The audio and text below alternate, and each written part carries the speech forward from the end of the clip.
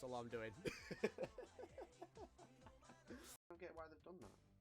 They've made a Dan, contract are you concentrating? Nope. Oh my God, it's Are you the playing biggest fire RuneScape again? Yep. Why do you always seem to play RuneScape when it's podcast time?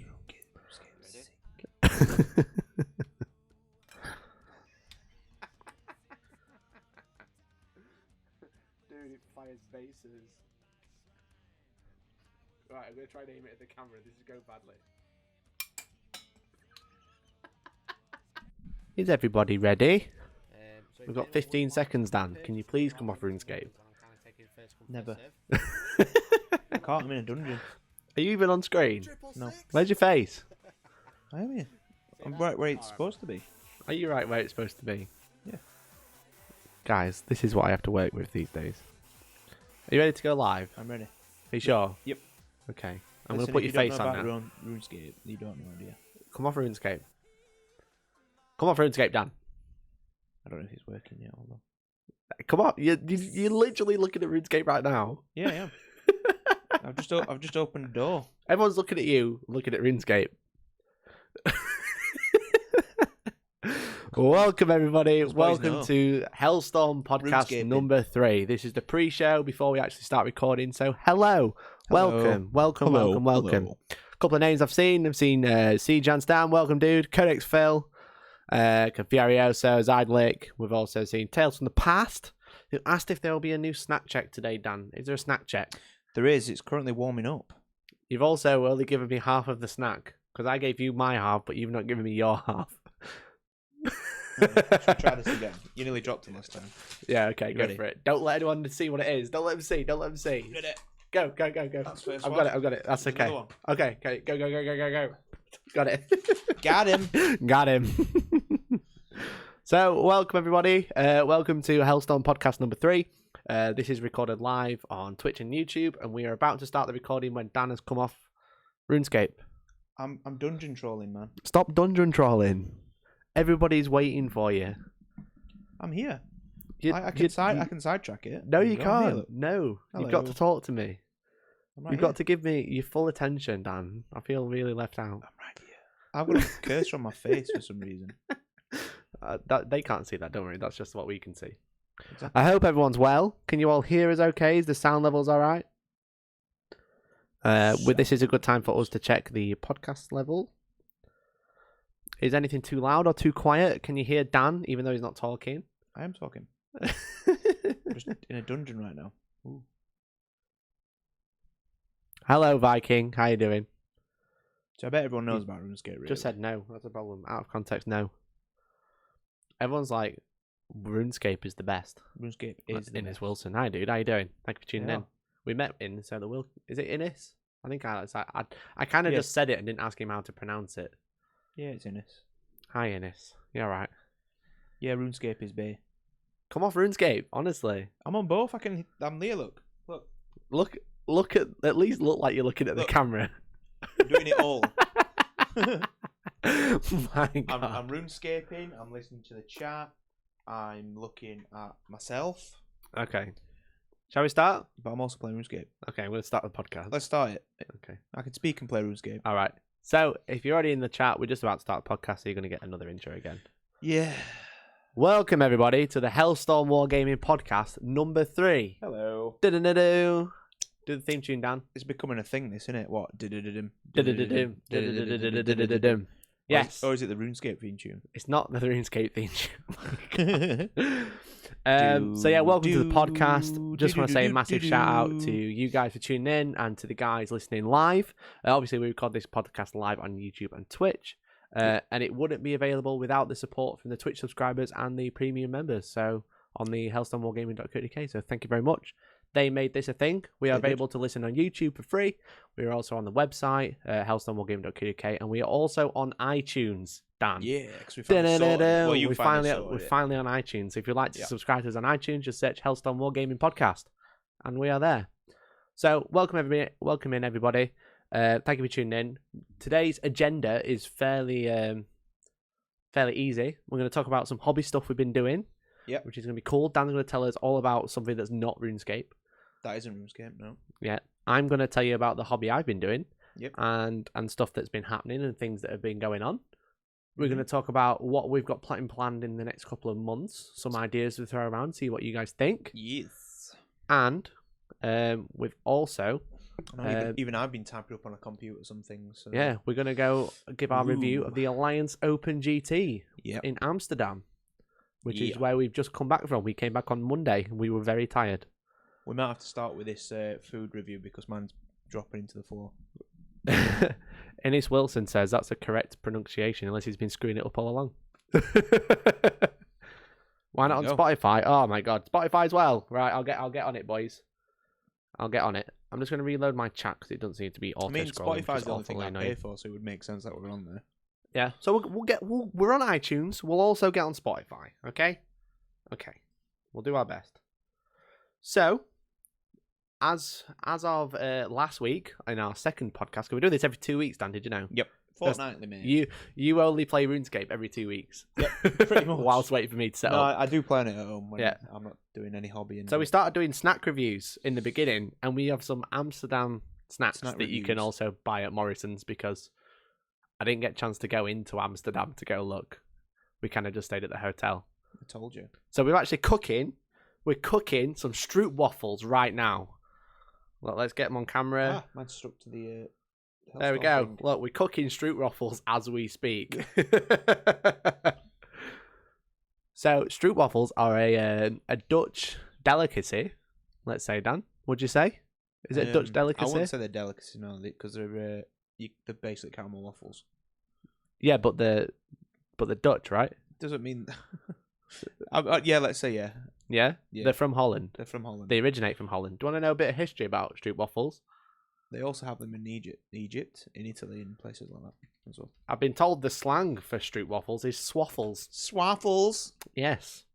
Stroop waffle is a waffle Swaffles. made from 2 thin layers of baked dough with a caramel syrup, Ooh. Dan, in the middle. Ooh.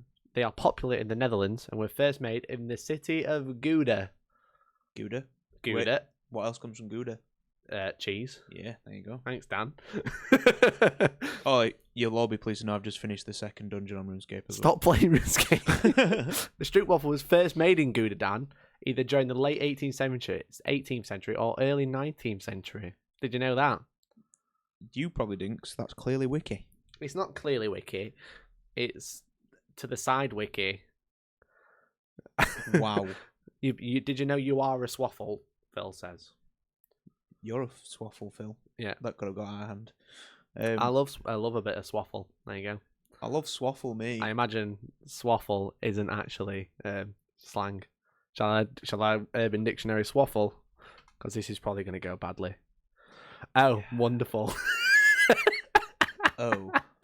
Is it bad? Yeah.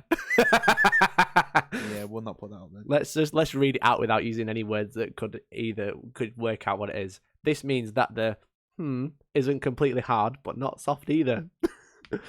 Top heavy is a state of mind. When it hangs horizontally and allows the swaffler to swing his His swaffler. Interesting. Okay. It's definitely something that we can't talk about on the podcast. So there's a good example. You can just Google it, and it comes up with it.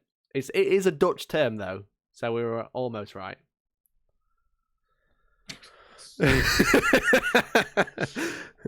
Dennis, well done, my friend. Well and truly well done.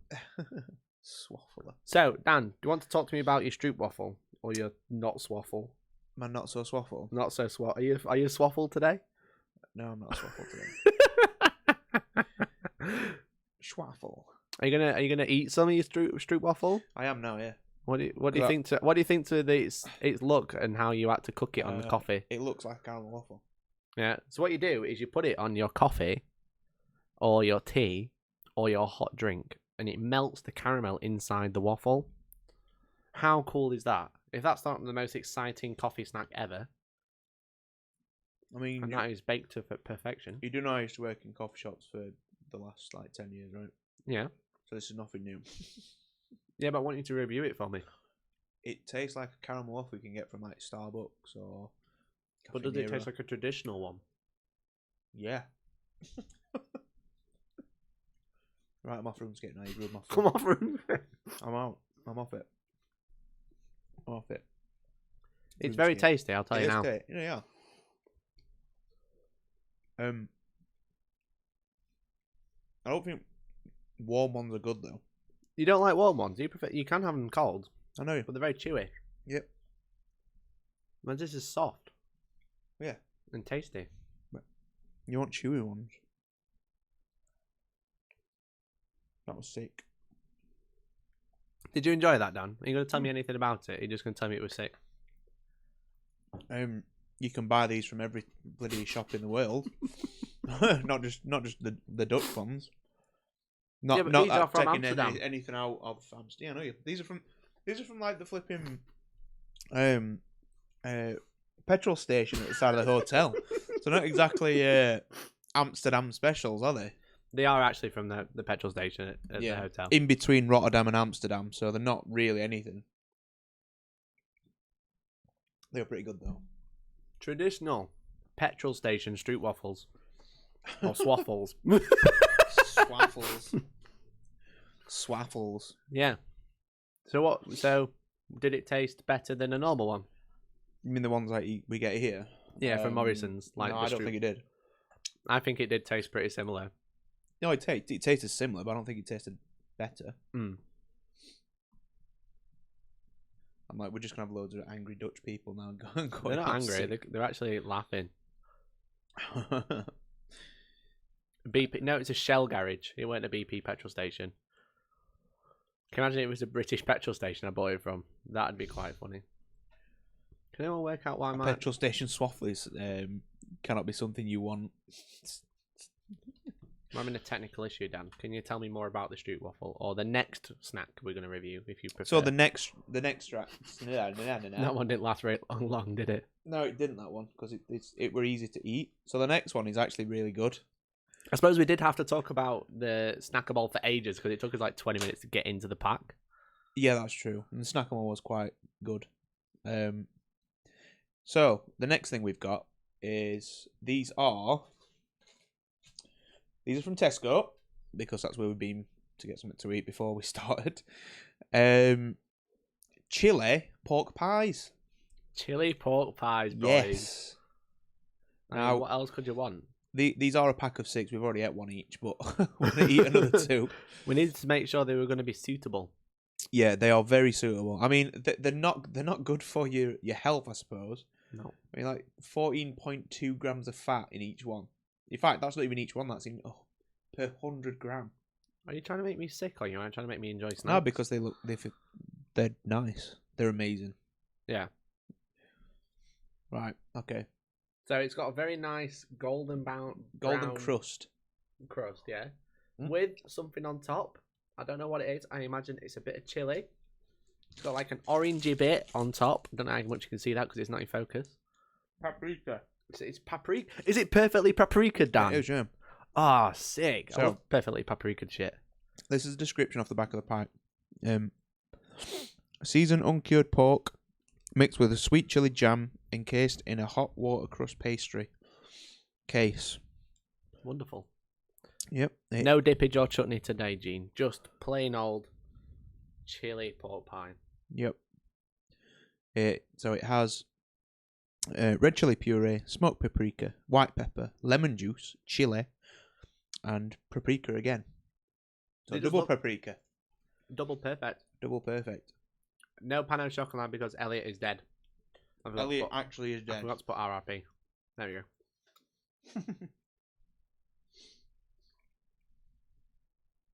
I mean, next week we can probably just do a Sunday lunch next time.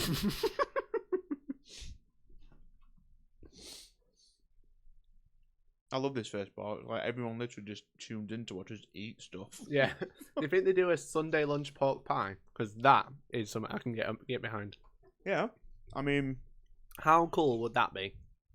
It would be pretty sick. A pork pie with stuffing and gravy in it. There probably is. I mean, not gravy, but there's definitely one with stuffing in. Or you just make one. I'm going to consider making one. Yeah, I think you should. We should bring something special in for Christmas. Yeah. Moon Tuna did just subscribe for 17 months in a row. What a boy. What an absolute legend. Thank you so much, dude. Yeah, it was good to see you again, actually, this weekend, mate. Yes, we saw Moon Tyranid at the Amsterdam Airlines Open Dutch GT. Yeah. I mean, I've ate one. I'm probably not going to eat the other one I'm yet. going to save the other one for the intermission. Yeah, because why not? Because you don't want to eat everything in one go, do you? No. I mean, that was really nice. It says mild, which is a lie because there was no spice in it at all, but it was nice. It could do with like a jalapeno in it. Maybe. Like a full-on jalapeno. I'm having some real technical issues right now. So I apologise, 1 second. Wow, what's going on? My chat bot isn't working, so I can't see what anyone's saying. I can. Yeah, it doesn't seem to be auto-scrolling though, for me. Yeah, mine's not auto-scrolling. No, I just got... There we go. But I'm on a different thing here on the laptop, so...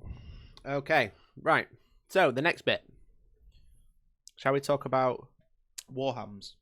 A little bit about Warhammer. A little bit. That was a little bit of a Warhammer. short food review, so thank you everyone for tuning in for that. Yeah, You are legends. Because we kind of ran out of things to buy, didn't we? Yeah, we didn't really... Whilst at the Alliance Open, whilst being in Amsterdam, we weren't really there for long. Yeah. We were kind of like... We arrived Friday night, left Monday morning. No kind of traditional shops. I know we did promise that we'd bring you some Dutch delicacies, but that was about the only thing we got. Yeah. Unless you wanted to, I don't know. We could probably review Amstel because we had quite a bit of that. We did have a lot of Amstel. I had a bit of a Heineken. I had a Pilsner. They were nice. The Expensive hotel was gin. really cool. The hotel was great. We'll We'll talk talk about getting that there in a yet. bit. We're not getting there yet. Dan. Yep. In the past 2 weeks, what hobby have you been doing? Like, tell me about what So, you've been doing. hobby-wise, in the I've hobby. Hobby-wise, Warhammer-wise, any kind of wargaming-wise, I've actually been obviously finishing my Amsterdam GT list off, painting what needs to be painted, doing the bases, leaves. I mean, a few people who are obviously at or now are in the chat will have seen it. Yeah, mainly doing that, speed painting, airbrushing wave serpents for the last 2 weeks. Yeah, we managed to get those finished quite early. We did manage to get them done, yeah. Because we actually filmed with both of our armies on the Wednesday before we left. So if you wanted to see our armies in action, you can actually watch the battle report on our website. That's on it. The premium side. Bealtan versus Yanadi. Yanadi. So, so I've just been dabbling. I mean, I mean, the guys know in Team Hellstorm know what my little secret project is now because I've had to do it because I've had to stop one of the other members doing the same job. Yeah. But I've been working on the secret project. Been doing bits for that. A couple of eBay purchases have pretty much sorted me out. Really cheap eBay purchases have sorted me out on that. Yeah.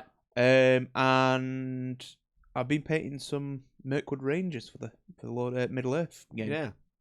Yeah. So You've been quite busy. Cool. You've been a busy I've been boy. quite busy, yeah. Obviously we've been doing a bit of filming ourselves. That's about it, really. Exciting times to come, but we'll get into that in a bit. Yeah.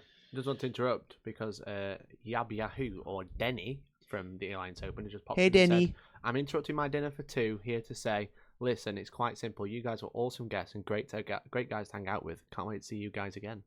That's very nice. Thanks, because Denny. we can't wait to see you too. Yeah, it was good. You guys are good hosts. If you want a too long didn't listen review of the Alliance Open, it was absolutely awesome. Yeah. But we're going to give a detailed review. Talk about all of it. So too long didn't listen. It was sick. Hey, Denny. No worries. Thanks, man. Take care, Denny. So that's your hobby. You've got secret projects. You're working on Lord of the Rings. That's weird. Yeah. But maybe there's more stuff to talk about it. I can't see what Confurioso's put because it says new message in a big box across his It message. says, I bet nearly everyone has applied to No Retreat with a similar secret project. Oh, no. This one's not something for Maybe. No Retreat, I promise. No. You Super have been secret. working on a new project though, haven't you? I have been working on a new 40k project. project. Yes, so a friend of ours has kind of give up on Dark 40k. Crucible has popped in as well and said, oh, don't forget me who did the AO stream. Which one? Which one are you? Because Dark Crucible isn't very descriptive. Sorry. Lord of the Rings isn't real. It's a GW conspiracy, Dan. Ah, interesting. Yeah. Good job it's called Middle Earth then, not Lord of the Rings. Middle Earth strategy, man. Middle Earth SPG. Hi, Stefan. Hey, dude. How you doing? Hello. We're going to go over it, but yeah, I was on the live stream for the Alliance Open, and they did a lot better job than we do. So, looks like I'll be taking some tips from those chaps. Yep. Yeah. They did it better than GW. Sorry. Yeah, they did. Sorry, GW. And us. And us. More importantly. Yeah. Well, we just used to let people play the game and just talk absolute rubbish for 3 hours. Pretty much. They were actually concentrating and asking me questions Yeah, about the game. they were talking doing about how it what I should was be doing. It was just, it was too professional for me. Well, let's say we've taken some ideas from that, and we'll let you know later on in the show what we're planning on doing with it. Yeah. Stefan, there was the Jonathan as well, you see. Yeah. Jonathan, he was dressed very smart as well. The smart man. The smart man. The smart rum guy. Yeah. So, my hobby is I was trying to finish the Inari, which I've just about finished. Mm-hmm. They are finished to a point where they look like they're finished, but they aren't really. They are the tabletop standard, aren't they? They are tabletop standard in terms of detail because I got lazy, didn't bother painting the engines on the vehicles, didn't do any squad markings like you did, which actually proved to be a big mistake. However, I will go over that as well. But also, I've got a box here. How cool's that, Dan? Nice box. This is my hobby box. This is what I've been doing. It's a decent box, that. Yeah, well, by what I've been doing, I mean what I've been finishing. Well, so as you can see, to be fair, you didn't have to finish them, but what you were doing when you got them probably meant you had to finish them. Yeah. If that makes sense. What you can see is Mohawk Miniatures has just dropped in the chat to see that I am showing off this Imperial Guard battalion with mortars that I now own. That's good timing. This is first preview of Imperial Guard battalion. So the miniatures were painted by Mohawk Miniatures, who has just dropped in the Twitch chat. So welcome, dude. I'm going to sort this focus out. 1 second. Focus value. Boom. I did the bases last night, and yeah, I'm pretty chuffed with those. After we actually sat in Mohawk's Miniatures house, snapping them off in front of him. Yeah, exactly. That's literally what he did. Do, right? We've got a company commander. Yeah, they're really, really good. Yeah, that's a company commander. We've got the other company commander. He's pointing, and he's got some Top Gun glasses on. Them Ray-Bans. Top Gun Ray-Bans. And then we got a mortar. So I've got #Loyal32 ready to go. They'll be featured in Battleport pretty soon, probably with Imperial Knights, to get those 5 CP before they get nerfed in chapter approved.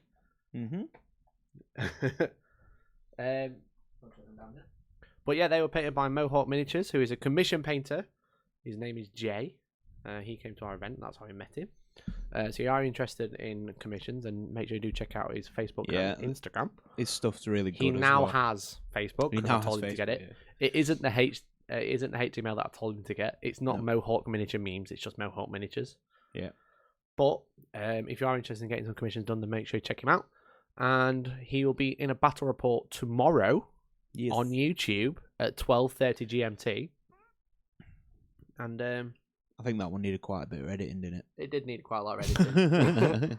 But you'll be able to watch his models and watch him and, stuff. And a good game between him and Dan. It's Imperial Knights and Drakari. Bit of a twisty one on my part. First look there. But I don't have any pictures of the next one, but I've also, some of you might see on Instagram, I've picked up a Nurgle Demon Army. Yes. A very nice really, looking really one, nice, which I've been trying to match the scheme for. And it's going rather well, Dan. I've got 10 Plague Bearers, and they're like half painted, and they look similar. Yep. So I've only got another 50 to do. Good luck. Because I plan on that being my ITC army for next year. Oh, we didn't go over the thing I'd purchased from one of our friends, did I? No. Shall I tell them about that? You can tell them about Shall that I if you tell like. them about I'm just going to quickly go over the chat. Go on then. Time that GW changed the rules about those mortars, everyone got them now. Yeah, well, there's a lot of mortars about. Got him. I got them mortars. 81 I brought to GT. Nice. Wow, that's a lot of mortars. Well, it's only like the Colonel taking what was it, like 97 las cannons? Yeah, before Rule of Three came Before rules changed. So yeah, do you want to talk about your other secret 40k project that you're working on? Yeah, that so you're going to announce. Let's share this with everyone because it's due soon, I think. Plague bearers. He meant Dennis meant plague bearers, not okay. mortars. Makes sense. Not 81. 90 plague bearers is where it's at. So a friend of ours has actually fell out with 40k, and he's got quite a few armies. What a loser! And I basically inquired if he still had them, and he was like, "Yeah, I've got them." I'm like, "Well, can I have them?" And he was like, "Yeah, cool, you can have them." So what I've actually bought is, it's pretty much a battalion of Sisters of Battle. Sisters metal ones as well. Metal ones. Real Sisters of Battle. Real Sisters of Battle. A battalion, a Repenter engine, some rhinos. Yeah, there's Celestine, the original one. Yeah, so there's the original Celestine. There's about 30 in total battle sisters with mixer weapons. Mm-hmm. There's also 2 of the Imagifiers, I think they're called. So the banner bearers. 10 Seraphim, 2 Immolators, a Penitent engine, and what else is there? I think that's it. So all that for You've been getting your Amsterdam on, haven't you? Because you've been stripping all them women. Yes, I've been stripping plenty little women. Which Ennis sounds a bit Wilson weird. says, "Isn't 140 plague bearers where it's at?" Yeah, mate. I mean, if you've got the sanity to paint that many, dude, then you're better man than If me. you've got the wash to do it all, never mind paint it. Yeah, that's dip bucket. That. Yeah, That's literally build that the is models, dip bucket. chuck them in a bucket and throw wash in there. So yeah, so my project for the next few months is getting these sisters up ready to go. I've already got Celestine because I did buy I actually bought the Triumvirate, the first one. Obviously with Greyfax, Call, and Celestine. I was originally only planning on doing it for Greyfax because I was going to do an Inquisition army, and then obviously all the codex and stuff come out, so I was like, maybe not. And then so I already got Celestine, the new plastic one with the Gemini. And yeah, so I'm not going to tell you how much I paid for it because I think the internet might break. Insulting. It is insulting. Not a lot. But it's not a lot. Yeah. But anyway, so that's for the next few months. I'm gonna try and get that up to in line with hopefully chapter approved this coming month or so. Yeah. So we're both planning on sticking with one army throughout the ITC, aren't we? Yeah, we are. So Well, that's like the plan. It's the plan planning we've it. had in a little bet, haven't we? Kind of Yeah, thing. with a couple of the guys. So I'm going to try and play just demons. Dan's going to try and play just Sisters of Just Battle Sisters, at every yeah. competitive event. One codex, but we are trying to twist arms a little bit to help Yeah. each other out. We're not sure if we're going to limit it to mono only Yeah. or just go like mostly that codex. Siggy 2005 says, "I think you should both shave your beard off." Well, I think you should grow a beard, Siggy, and understand how much patience it takes to grow a beard. Yeah. Mikey might get in trouble for child labour if I change mine or shave mine off. So yeah, that's hobby things. I think that's all the hobby. We can talk about what we're planning. What What we've got planned later on. Yeah, definitely. So obviously we are mainly a 40k channel, we are a 40k, but we have branched out into a podcast. If you didn't know, Yeah. we are. Funnily enough, We do podcast too. We're also looking at doing some more games. Yeah, other gaming systems. Yeah. So whilst I've picked up a Nagel Demon army that is primarily for 40k. Yep. It is also an Age of Sigmar army. It is also an agency, and it pretty much plays the same way as well. It So does. It should stands be around quite and die. an easy transition for you to play. Yeah. So Age of Sigmar Mm. is one thing we're going to look at doing in the next few months. So obviously we've already done one Age of Sigmar battle report, but we are planning on bringing that to full fruition. Yeah. We've just taken Andy onto the team. Yep. Andy is now painting an Iron Jaws army. He is. So he's going to have an army sometime early next year. Yep. Obviously next year is only like, 2 months away? A month away, really. Yep. A month and a week. Hooray. Hooray! We're also looking at games like Speed Freaks. Speed Freaks, yeah. That's quite a big one that you've been working on, Dan. Yeah, so we'll say what other games we're playing. Then I'll go into. We can go through after as like a sub thing if you want. Okay. So we're looking at Speed Freaks. We're looking at Speed Freaks. We're looking at Middle Earth. Yep. Strategy battle game. Yep. We're gonna do like a couple of let's play type things. Kind of games, See what the vibe is. See if people are interested. and then we're gonna like go. Well, if there's interest, we'll carry on. Yep. If not, we'll be like, well, that was fun. I've got Lord of the Rings army now. Yep. Everyone loves Lord of the Rings. I mean, I'd like to take that one further, but obviously that's what it's down to. Whatever's good for the channel, let's say. Yeah. Blackstone Fortress Is yes. one. Yep. Yes, I should have mentioned at the beginning of the stream that we have a copy of Blackstone Fortress to give away. We do. And we also have a whole box of Space Marine Heroes. Yep, and it is proven that someone can get the entire range in one box. It is. Because I showed Mikey in Amsterdam and he was angry. I was angry.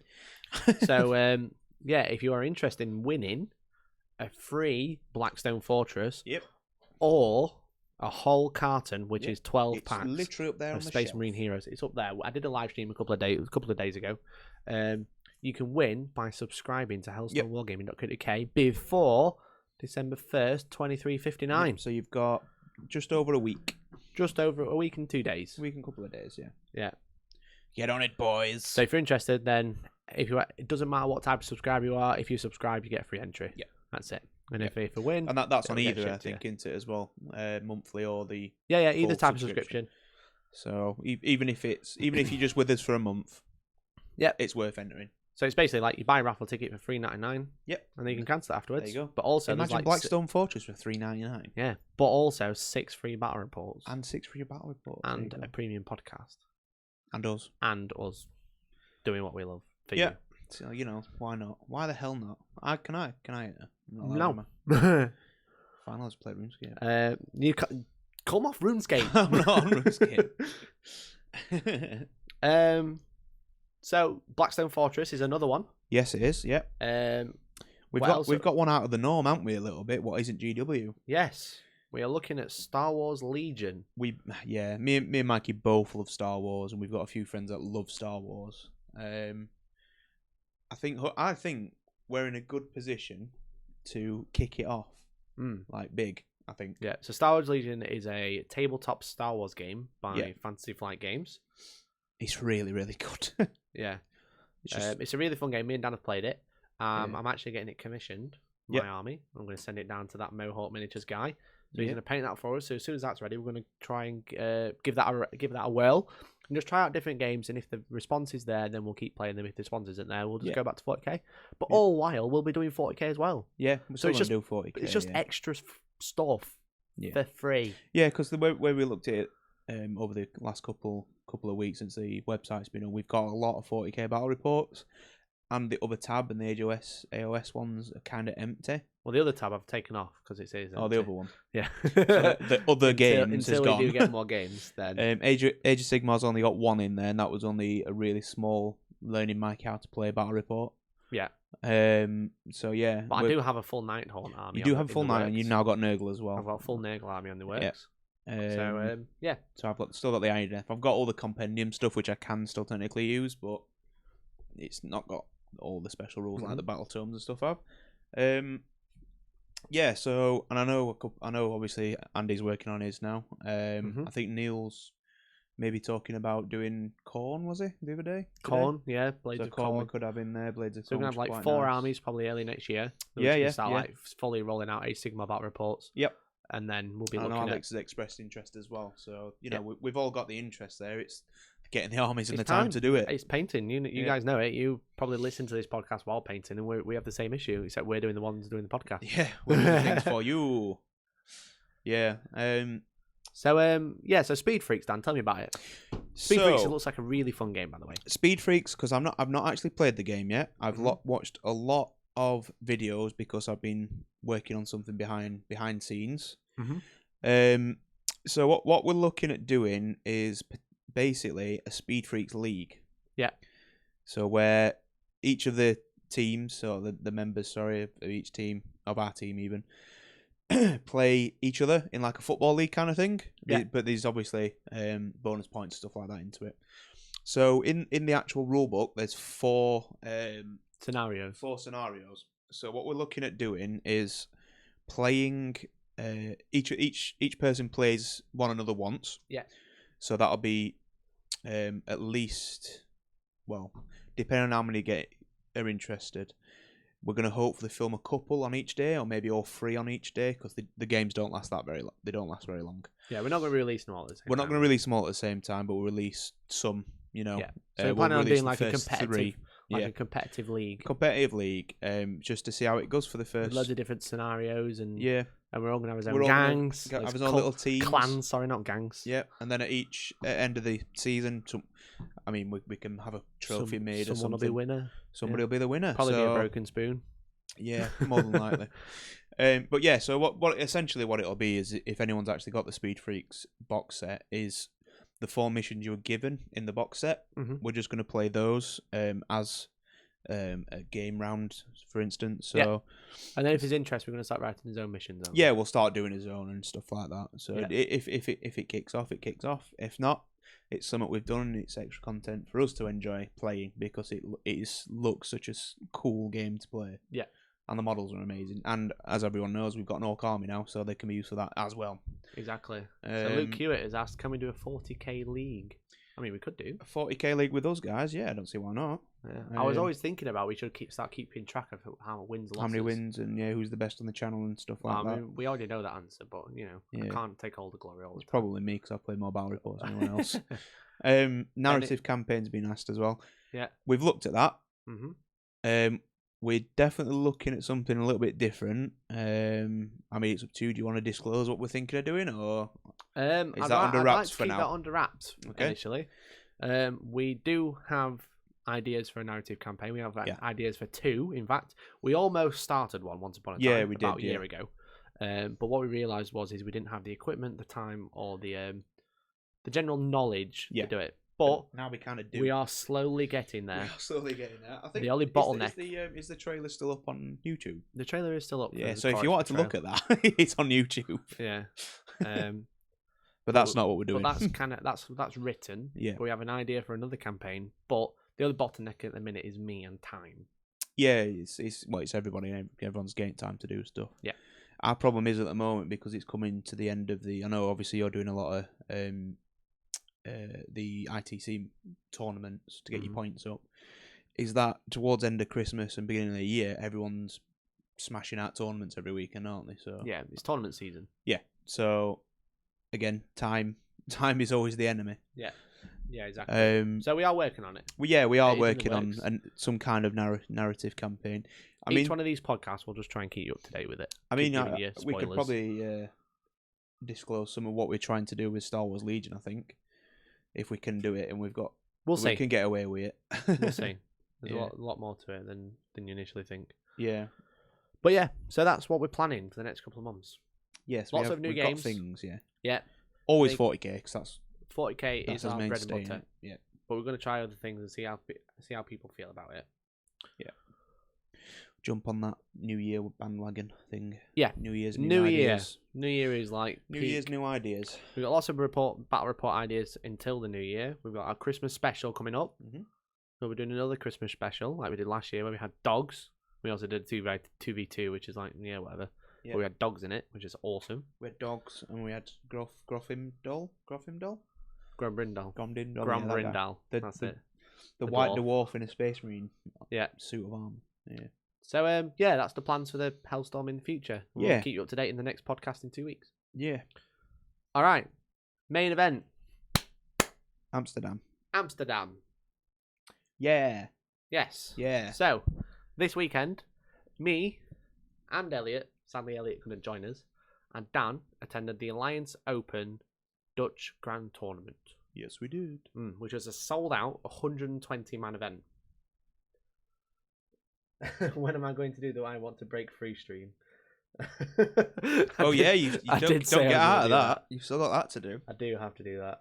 As soon as I get my painting stream sorted out, because that is just like in the gutter at the minute.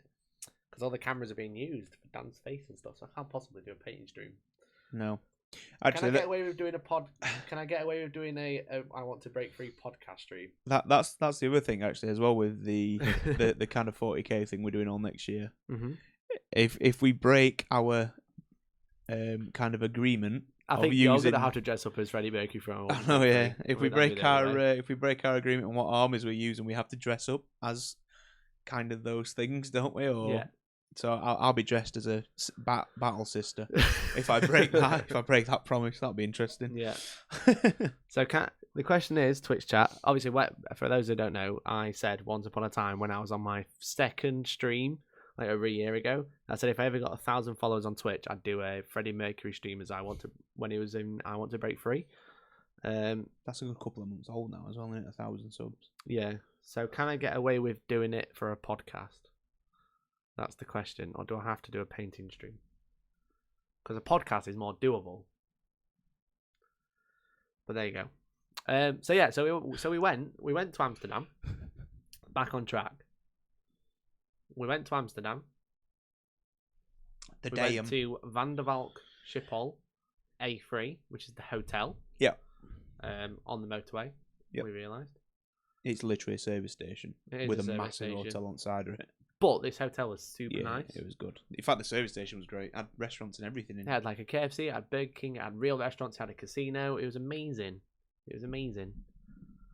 Tales from the Past says I can do it only if I sing.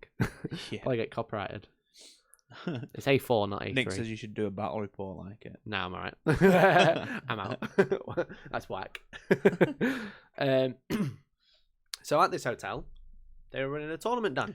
They were. When we first walked in there, we were like, is this the right place? Because it was really posh, weren't it? It was really posh. Marble floors, candlelit everywhere. There were no nerds anywhere to be seen. And then we realised, they were like, what are you here for? We were like, oh, we're here for the Alliance Open event. And the woman behind the counter was like, what? The nerds with the toys downstairs. Oh, the nerds. Oh, yeah, that one. Just down there. So we went in, we got this giant hall. Yeah. Like, it was like a function room with all the tables, which really are all super nicely spaced out. Yeah, which is nice. Which is nice, especially when you got 120 people in there. Yeah. One thing I will say, plus they had the Middle Earth tournament as well, didn't they? So there was 12 people for that as well. Yeah. So 132 people playing games, plus all the with TOs, models, plus all the working staff. What I will say is it was one big room, but it didn't get hot once. No. It was a very nice temperature all weekend. Yeah, which is something you got to consider when you're playing events. That's it. Yeah, it wasn't cold, but it wasn't hot as well. So it was perfect playing conditions. Yeah. Then it says there was 14 playing the tournament. So we went on the Friday night. We had a look around. We met all the guys from the Alliance Open, which are the tournament organisers. Yep. Which were all really cool. Yep. We had a nosy around the terrain, which I have some in front of me. Yay. I'm going to show it on camera now. Yay. However, it has had a minor repair job. Because we and it's had to reversed. squeeze them in the case. Yeah, but it got crushed in the case, but this is supposed to be MDF, not plastic sprue. But we had some awesome billboards made because we sponsored the event. We did. So they're really cool. They're like made of MDF. I believe these are made by CJ, which is from one of the guys from Alliance Open. Yep. But they have a thing called Alliance Army, which is like a terrain store. But yeah, I think you can get them online as well, can't you? Yeah, you can buy all this stuff online. But I think these are really cool. They don't survive going in the hold. No. But if you don't put them in the hold, they're actually really nice. They're actually really good line of sight blockers. Yeah. Because they look quite small. They got a cool logo on. He's like ripped it and stuff, made it look like a billboard. But like, you can hide. I don't have any models to hand. Oh, I've got an Imperial Guard. I've got an Imperial Guardsman. Don't have any models to hand. There's a case full of models behind you. Yeah, but why don't you try and hide Gilliman behind it? You can see like it's a massive line of sight blocker because it blocks all of this. I can still see him. You can hide a Wraithlord behind it. I can still see him. No, you can't. Can. No, you can't. Can? 'Cause you're not even holding him there. Look. Can definitely still see him. You can't hide a wave serpent though. You can't hide a wave serpent behind it. I've tried a couple of times. CJ makes these, so you can have a look at Alliance Art, look at their website, look at their Facebook. I'm sure if CJ has a link, he's more than welcome to post one in the YouTube chat. Yeah. So CJ's these are really cool. So we have well. 3 of these. We have 2 Hellstorm ones and we have an Alliance Open one. Yep. I just need to repair the other ones because we put them in the suitcase and they got crushed. Yeah, I think we might have been better off with the 2. Then again, we didn't know we were going to be taking them home, so... No. So we got those. They gave us those. Thank you for that, cool. CJ. So yeah, we'll be using those in some battle reports soon. Yeah, in most of them, because they're cool. Even the Lord of the Rings ones. Yeah, but they had some really awesome terrain all around. Yeah. The Necron one they do is really, really nice. Yeah, so I've actually got a picture of that for later. We'll go through that in a bit. But they also do like a little pack where you provide your own spray cans, Yeah. And they like make like cooling towers, which Yeah, is yeah, really cool. which are So really they got like good. some wood on top, and Yeah. it's like a thing where you Yeah, can they're put like the models. walkways, aren't they, and the gangways and stuff on They're it. similar. It's similar to the Sector Mechanica stuff, but Yeah. you just use your own spray cans, which is awesome. Yeah. It's a really cool idea because it means it makes your terrain really cheap. Yeah, you just spray can. You've got spray cans, you're gonna use them. If not, go buy some. You've got spray Yeah. paint. As soon as you We've run out. we've still got that one just hanging off the edge there. Yeah. We've got, Andy and Elliot's bedroom in the shed. Yeah, exactly. There's loads I've in got there loads of too. spray cans. So that was really cool. And they had some foam stuff, and foam has a really bad rep for being terrain. Mhm. But they cut it, they sanded it, Yeah, they flocked because it. there was all like big rocks which block line of sight anyway. So Yeah. you know, it was perfect for what it needed to be. Yeah, so they had really big pieces of foam. They've painted them all really nice. They've cut them out to make half them in. Did you play on the crane boards they had? No, So even the cranes actually moved. really. Yeah, and like the little the cargo and stuff, the crane actual thing itself, the string pulled up and down so you can mess about with it. Nice. I didn't see that. Yeah, in my fourth game, that's what we were playing about with. It was like, can I hide my katana up here? I was like, yeah, if you want. And he was moving it about with it. I mean, he's not technically move right. I went, no, Yeah. do it. So all the terrain was really nice. All battle mats, which is awesome. Yeah, they're all Because I battle mats, love yeah. battle mats. Yep. But yeah. So general feel of the event, it looked pretty good. Yep. Looked good. And we spent the Friday night with those guys as well, didn't we? Yeah, we really got to know them, let's put it that Yeah. way. Which is amazing. So all the guys are really nice. Everyone was really sound. So Dan, Yeah.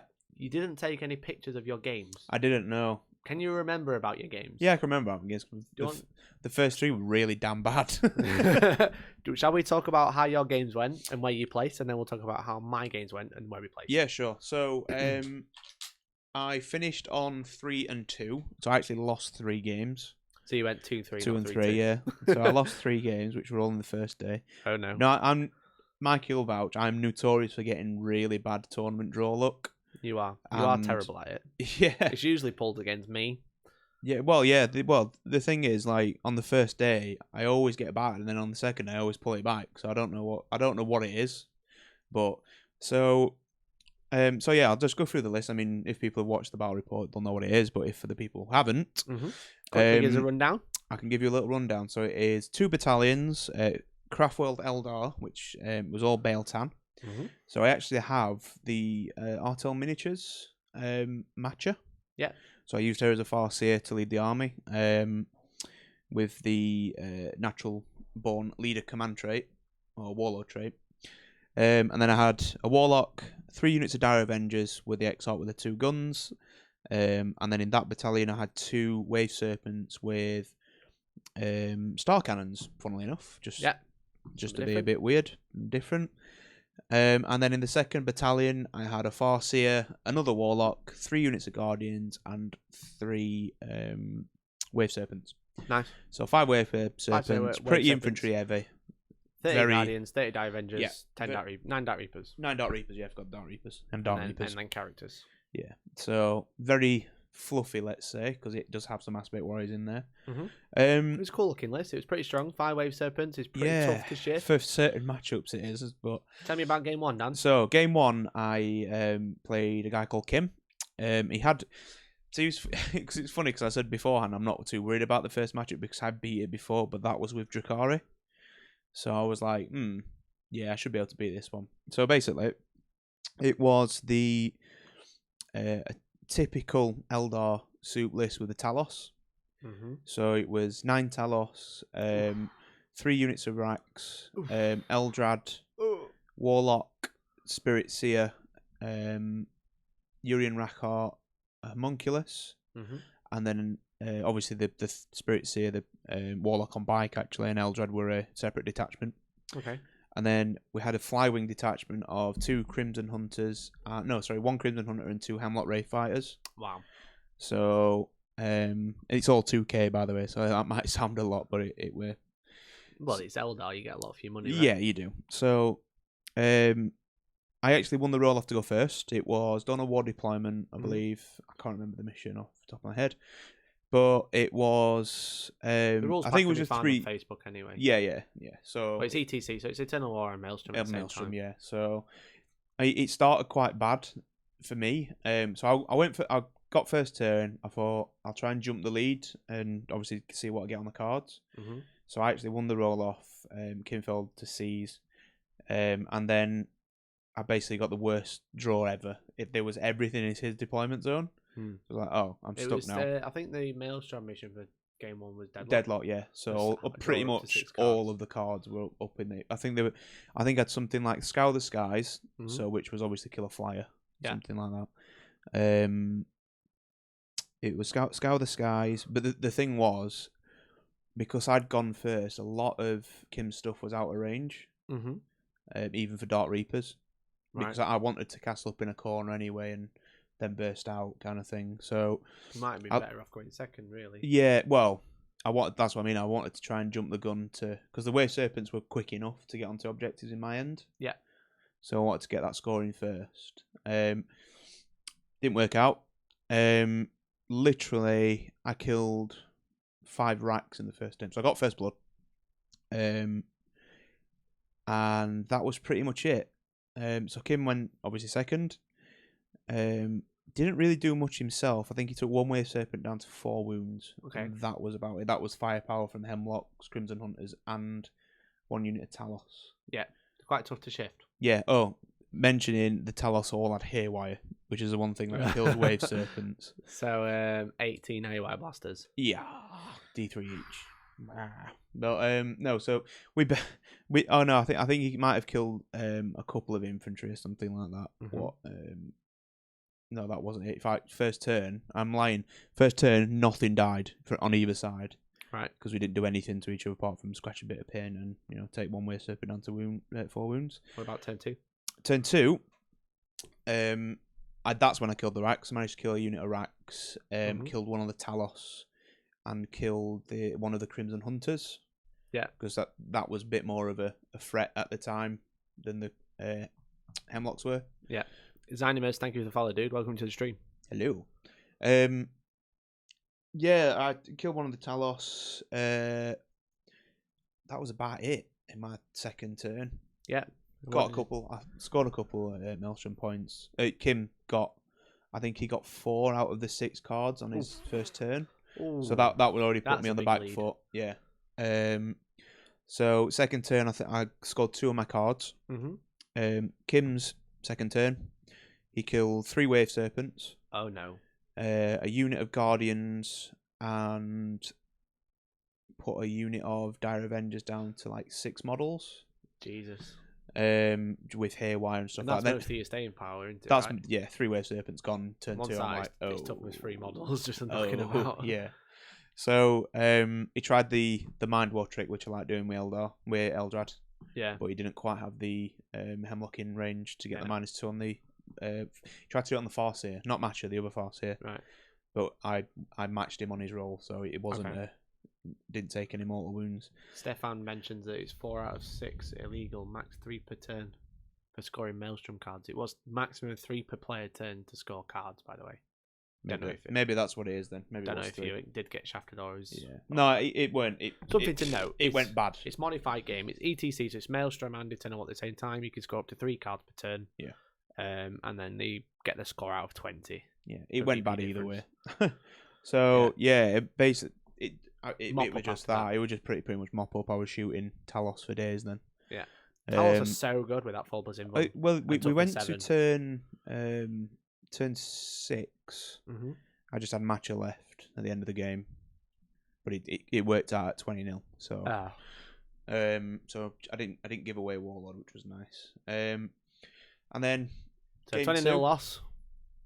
So yeah, 20-0 loss. Game 2 was just an absolute bloodbath. Who were you playing? What were they playing? Who were you playing, and what were they playing? What were they playing? They was playing Ynnari Haywire. Again, which kills Wave Serpents. Yeah. So it was a unit of 6 Harlequin jet bikes, all with haywire cannons. Yeah. Hammer and it was Anvil. Big Guns Never Tire. Big Guns Never Tire. First one. Yeah. Yeah. So he run off with a lead because he had troops Yeah, and you've got and I've got 6. 6 troops. Yeah. So to game 2 Thanks, was sorry, I forgot your name, but basically Yanari, Harlequin bikes, 3 units of Dire Avengers, obviously your Rain, a Warlock. Oh, it were a Warlock Council actually. Right. So it were 2 Warlocks together. Okay. A Farseer and an Autarch. Right. 3 units of Rangers, Crimson Hunter and Hemlock. That sounds really strong, and I'm surprised I got a 20-0 loss to start with. Yeah. So I went first again to make him basically because it's Hammer and Anvil. He backlined pretty much everything. Mm-hmm. I went first and basically just tried to castle up as much as I could. Yeah. And he basically shot me off the board turn 1 with Haywire.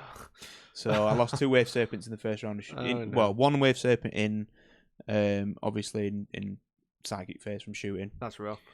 I lost another Wave Serpent in the actual shooting phase, Mm-hmm. and then one was down to 3 wounds from the Crimson Hunter because he just rolled max rolls and everything. I was like, oh, That's excellent. Rough. That's really rough, man.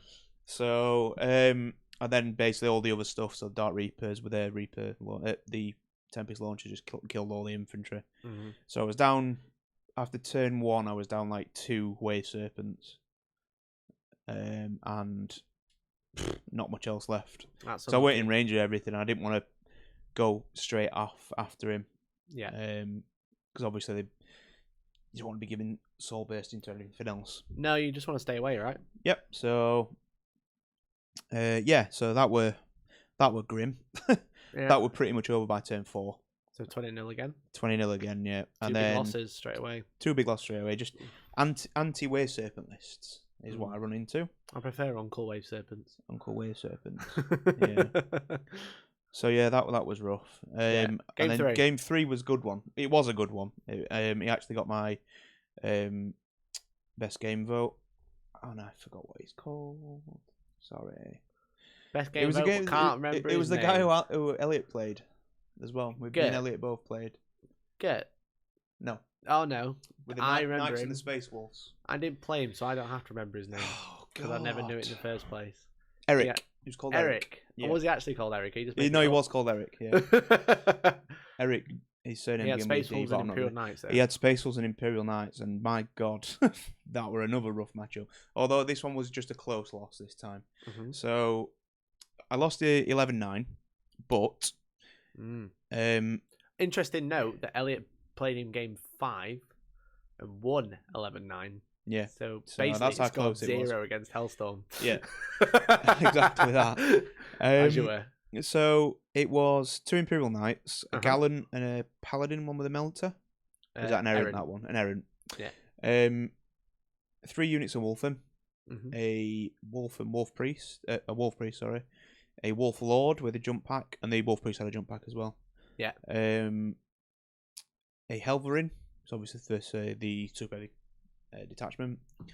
He had 3 units of. Oh, he had a unit of Blood Claws, which are the close combat ones, and 2 units of Grey Hunters. Mm-hmm.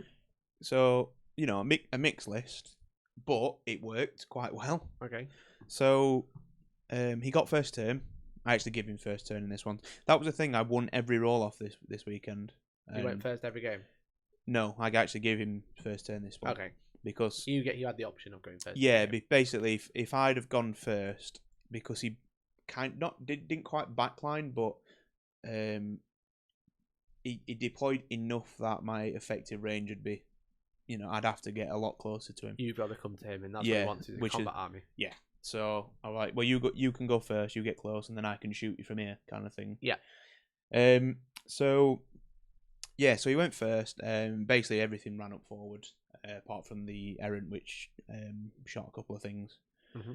And then I really messed up on a part of my deployment. So what I'd done is, to get an objective, I had to hold the objective, but then I shot some Dire Avengers at a unit of Bloodclaw, at the unit of Grey Hunters, killed the Grey Hunters, but then I fire and faded behind the wall.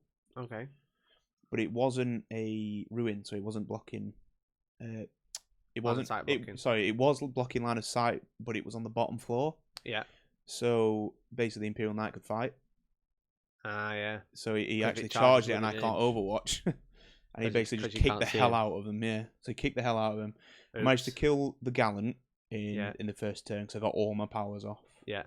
In my first turn, sorry. But then the Wolfen just running just swept up. They killed 4 wave serpents. Jesus. With units You of got 3. boned. Yeah. Big time. Big time, yeah.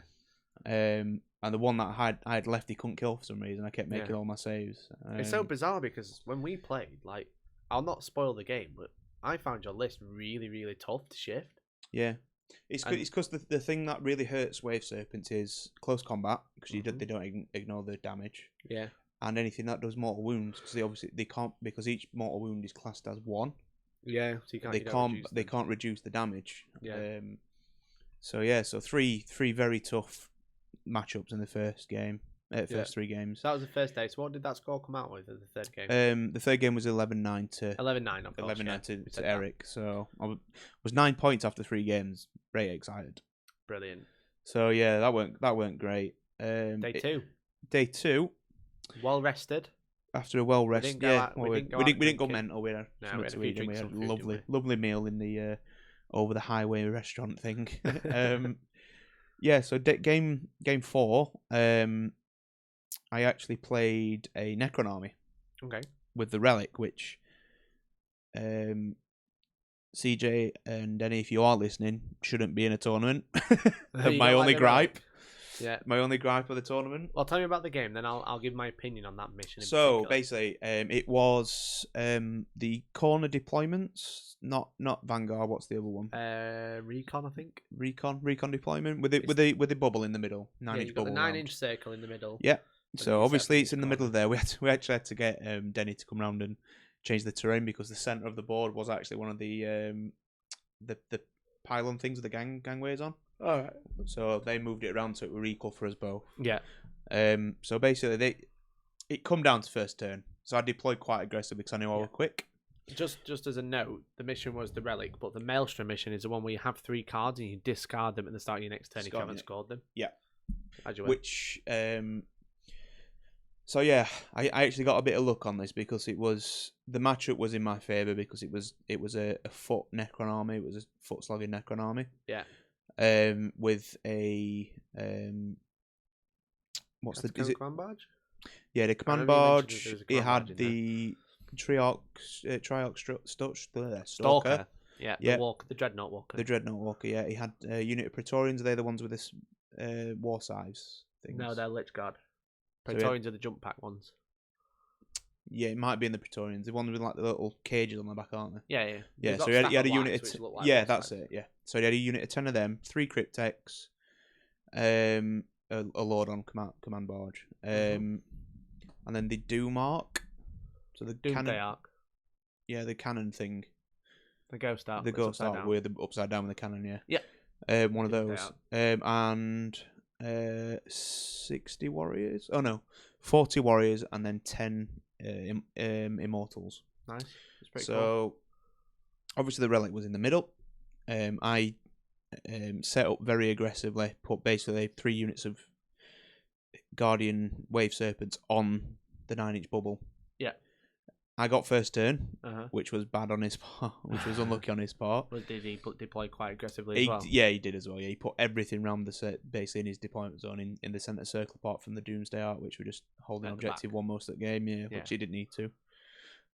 Which he didn't need to move. Sorry. So a unit of Guardians disembarked straight away, and with their jump out and then move, they were already moving 10, so they instantly got onto objective. Yeah. I then jumped 2 Wave Serpents over them, put them within 2 inches charge range of the warriors. Yeah. Then just swept up tried to get on every objective basically, because what he'd done is used the Catan power, or it might have been the Warlord trait where he could the Catan, and it was the Deceiver. That's what he had as well in his list, and some Scarabs. So he picked up. He rolled a 1 for the Catan and a unit to be replaced. Redeployed, yeah. That's the Catan's power. Yeah, Deceiver. So what he'd done is he put him over one that the other side of his deployment zone Okay. to move on to an objective where he couldn't be seen. So he'd done that, which was fair enough. He then, so back to my turn. So I put 2 units in there. I got a unit Dire Avengers out to go and deal with the Catan. I couldn't see him, but what I could do is just at least bubble up, because it even though it flies, it doesn't move very fast. Yeah, it moves about 6-7 inches. Yeah, so it's not very fast. Cast a couple of powers. If I didn't get any cycles at all. They just backlined most of the game. And then basically fire and fade of the Guardian, so they can move 7 inches, move away with a relic. So at that point I'd pretty much already won, because I've got the relic and I've run off with it. Yeah. And then what I did, which I don't think he was expecting, or he wasn't very experienced playing Eldar trickery, or just Eldar in general, I actually charged the Wave Serpents into all of his front line. Yeah. So he had to go back, because of the way the terrain was, he was kind of penned in either side. Yeah. So I charged both of them into that. I think I took a couple of wounds on each Wave Serpent to get in. And basically just stood him up for a turn. Just stopped him shooting. Yeah, they did nothing in combat. They did nothing to them in combat. He then, because he has the stratagem to move out and shoot with one of them, so he did that with one, but then actually shot at the Wave Serpent rather than trying to kill the Guardians. Right, and which were a bit weird. Yeah. But I think, to be fair, that he could only see, I think, with about 4 or 5 guys with the Guardians. Yeah. And they were at long range. They weren't obviously double tapping range. Yeah. The Doomsday Arc actually took one of the Wave Serpents down to 4 wounds, because he rolled 6 shots and I think got 5 through. Wow. And did a lot of damage, because it's -5 in it as well. Yeah, -5 and D6 damage. Pop. Yeah, so... so bad if you move it, though. Yeah. It's terrible if you move it. Then he got his Katana out to try and deal with the Dire Avengers. He got both powers off, so he did 1 mortal wound to each. He did D3, but did 1 mortal wound, and then rolled a 1 for his jump power thing. You know, it bounces to another unit within 3 inches. So didn't do a lot. No, 1 Dire Avenger died, which were fine. And then like you made the mess of this guy. Basically, then just shot everything with shuriken and just kept running away. That is be all and end all of it. That's the relic, though, right? That's the relic. Yeah. I tabled him turn 4 because he just run out of bodies by the time I'd finished shooting shuriken weapons into him and shields and stuff like that. Necrons don't have the staying power. No. So the one thing should do, but they don't. Yeah, I mean, the last of the Dire Avengers, which the Catan started attacking. Hey, Stefan. Got in combat with the Scarabs, but then killed the Scarabs. Killed the Scarabs from Smite. Yeah. And then the Dire Avengers made a mess of the Catan. Because they only got 4 up save, you see. Yeah, like a lot of the Necrons only got 4 up save. So they just shot as much as they can into him. That mission in particular is really, really tough. Yeah. Because one, it's a really weird deployment. It goes down to whoever gets first turn and how quick you are. Not necessarily, because I went first in that mission and I won that one. If you got the the command abilities like the Eldar, like Eldar, yeah, sure. You can really make one thing we didn't know. Which... Speaking of the devil, the guy who played mission 4 has just popped in. Hi, dude. How are you? So we were talking on the last day, weren't we? Sunday night with the guys from Tabletop Tactics about the mission doesn't stop you from. You pick the relic up in a movement. So you don't move onto it and stay there. You can actually move whatever it is to get onto it and then carry on moving backwards. Yeah, so if it costs you an inch to get onto the objective, you can still move another 5 inches, then go backwards, yeah. So if I'd have known that, I'd have been even more further back. Yeah. But basically, the game ended turn 4. He would know he was going to get the relic. I was up by a lot of points. Cause in that one, I got you tabled him. I tabled him anyway, but I got a lot of points in the first 2 turns. Yeah. I think I got all 6 cards for the first 2 turns. Well, there's only 3 cards available in that. Yeah, that's what I mean. The 6. Yeah. So it's a really tough mission because it's like the Eternal War. You either win or lose. Yeah, there's no medium. How they play it is. Well, you win, lose, or draw, don't you? Yeah. There is the relic, and if you hold the relic, if an infantry model is holding the relic at the end of the game, you get 6 points. Yeah. No one's holding it, you get no points. And if you're not holding it, you get no points. So there's a win-loss condition. There's no there's not really a draw. It's just 0. Yeah. There's no competitiveness to it. It's like who can get this relic the fastest and who can keep hold of it. And then the Maelstrom is having 3 cards that get discarded all the time. Yeah. So it's really difficult realistically, to score Maelstrom points to get like a really high think, score. I think I got lucky on. If you get lucky, you get lucky, right? I got lucky on the cards 'cause I got a lot of defends, which last Yeah. to the end of the battle round, don't they? So Yeah. So because you discard at the start of your turn, yeah. so you can So- still score defend. So I got a lot of defends, which are 2 points in this mission. So, his name was Goran. Actually, I just remember his name. Yeah, but Goran I think the Necron it's not Alliance's fault because this is the ETC. No, pack in that's as just a what whole, it is. Yeah. because the missions are ETC, and Yeah. that's what they're taken from. But I think that mix of mission is really bad. Yeah, it's I think it should be something like Deadlock and Relic. Yeah. Um, Where it's also- dropping. Well, yeah, because you've got loads of cards. Whereas Yeah. in this mission, you've got cards for such a short space of time that you're Yeah. not always going to be able to score them, and a thing that you can move. and the relic that you have to like keep hold of. So it's a bit of a, a strange matchup, Yeah. and it's a weird deployment. So you can't even start on That's one it. Yeah, objective. you literally. So that's what I'm saying. because Whoever it's- usually gets first turn, It's you're the there. center, and then it's corners. Yeah. And in ETC, the Maelstrom, the objectives are laid out in each section, in each of the sixths. Yeah. Sextants. I as think we learned. the one mistake Goran kept making was getting stuff into range of my Guardians, Yeah, because he was wants obviously get trying to rapid chase fire. them down. Yeah, he wasn't killing enough, and I was taking them actually closer to my deployment than I was to him, to make sure I was in range to Yeah, fire and fade if I needed to.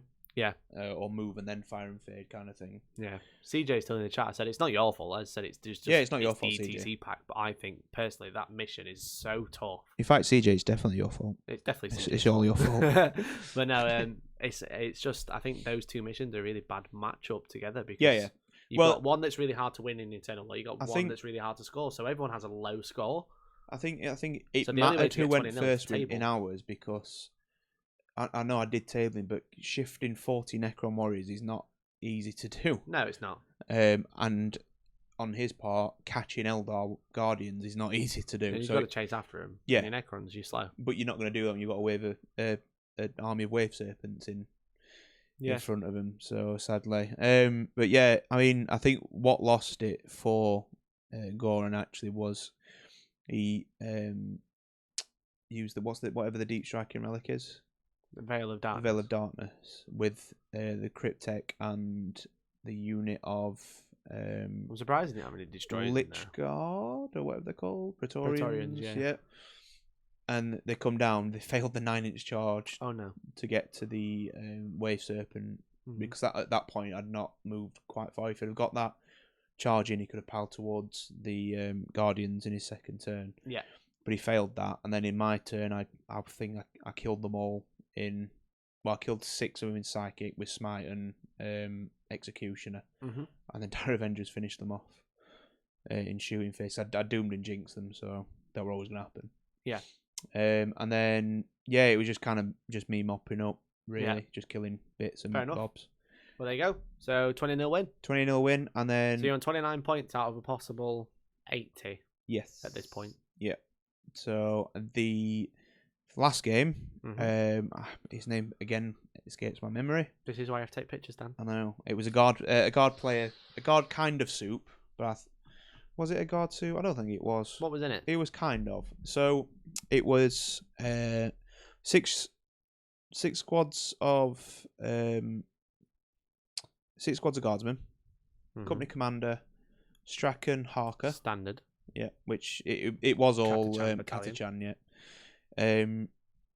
3 of the Wyverns, I think, were the ones with the crayon launchers. Crayon launcher. Yeah, they shoot missiles basically. Is it the one with Not the the death strikes, The 4. the 4 missiles. Yeah, Yeah, not the Wyvern.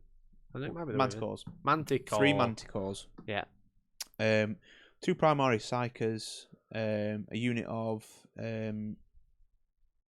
Bulgrins with a shield. Mm-hmm. A unit of Crusaders with a shield. 3 right. Assassins. I'm about to say I'm failing to see the soup, but there is. Yeah, 3 Assassins. Yeah. 2 units of Rough Riders.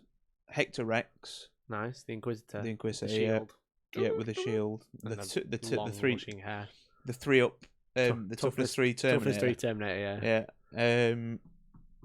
What else was in that list? I think that was it. Oh, a couple of heavy weapons teams. So on paper, didn't look much Nope. Manticores are good. Manticores are good. So Bulgrins are good. And so are Rough Riders. So I went first this time again. I actually had to go first this time because I needed to kill the screening basically of stuff. Sure. So I deployed again because I knew obviously the Manticores ignored didn't need land sight. Yeah. So it was the frontline assault, which is the deployment, which is the Pointed tip. on a wall. Yep. So what I'd done is I'd actually put a wave serpent because what he'd done, even though he basically hid his 3 Manticores behind a wall with his characters in between. Mm-hmm. Oh, he Give him had all the buffs, give him all the rerolls. Sentinel as well. Yeah, to give him rerolls and you know what's. So what he'd done is it is obviously hidden behind a wall, but there was an objective. It was on where you could burn the Scorched Earth. Scorched Earth. So there's 2 objectives in the middle that you can burn. No. Because they're the only ones in your deployment zone. No, because they're all preset, aren't they? Yeah, but they're not all in your deployment zone. Well, they were because they're all 12 inches away. Yeah, but it's not. It's Dawn of War. It's not Dawn of War. It's pointed deployment. Right. So you've got 6 inches on either side, and then you draw a diagonal. Yeah. And then when you draw that on, so I probably should have won then. Maybe. Well, I did win, but you've got 2 objectives. But by more. You can only burn. You can technically only burn 1. Yeah, but it was progressive scoring as well. Yeah, it was progressive scoring. Either way,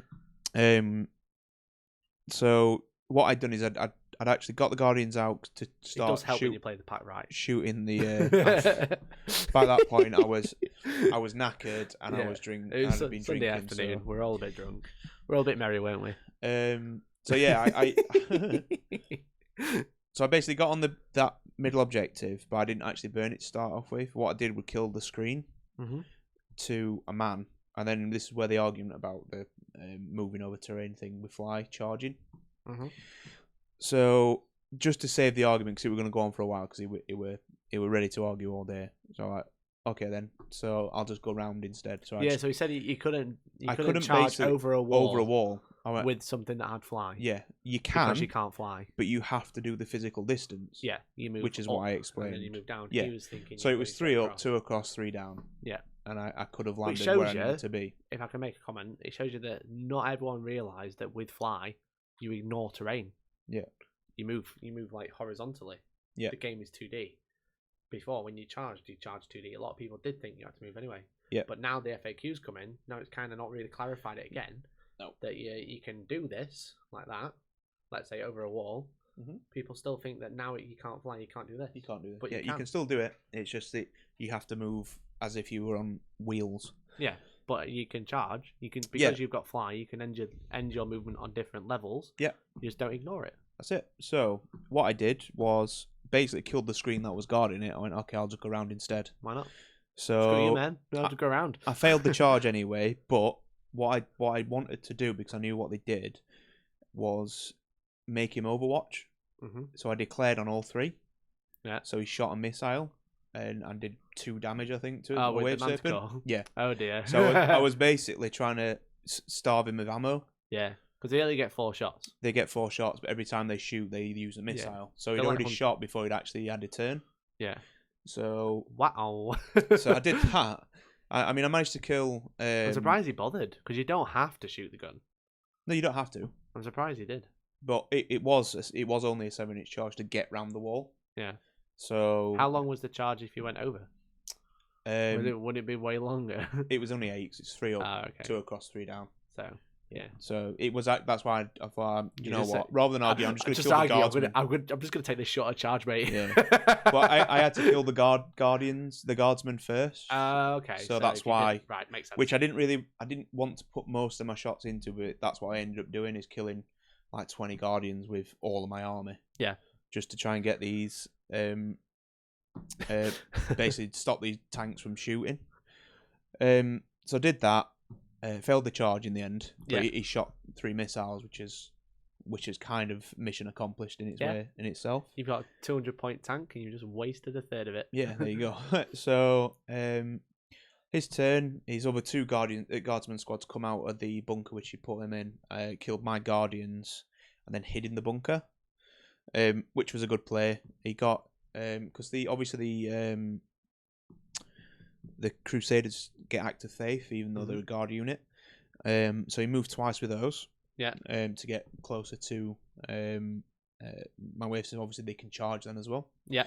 So they charged the second wave serpent, which was behind the tip, basically, just to try and hold that bit. And basically stuck there for like 2 turns trying to punch this wave serpent because he's wounded on 6s. Yeah. His Hector X actually nearly lost me the game. Right. Because he kept... What a boy.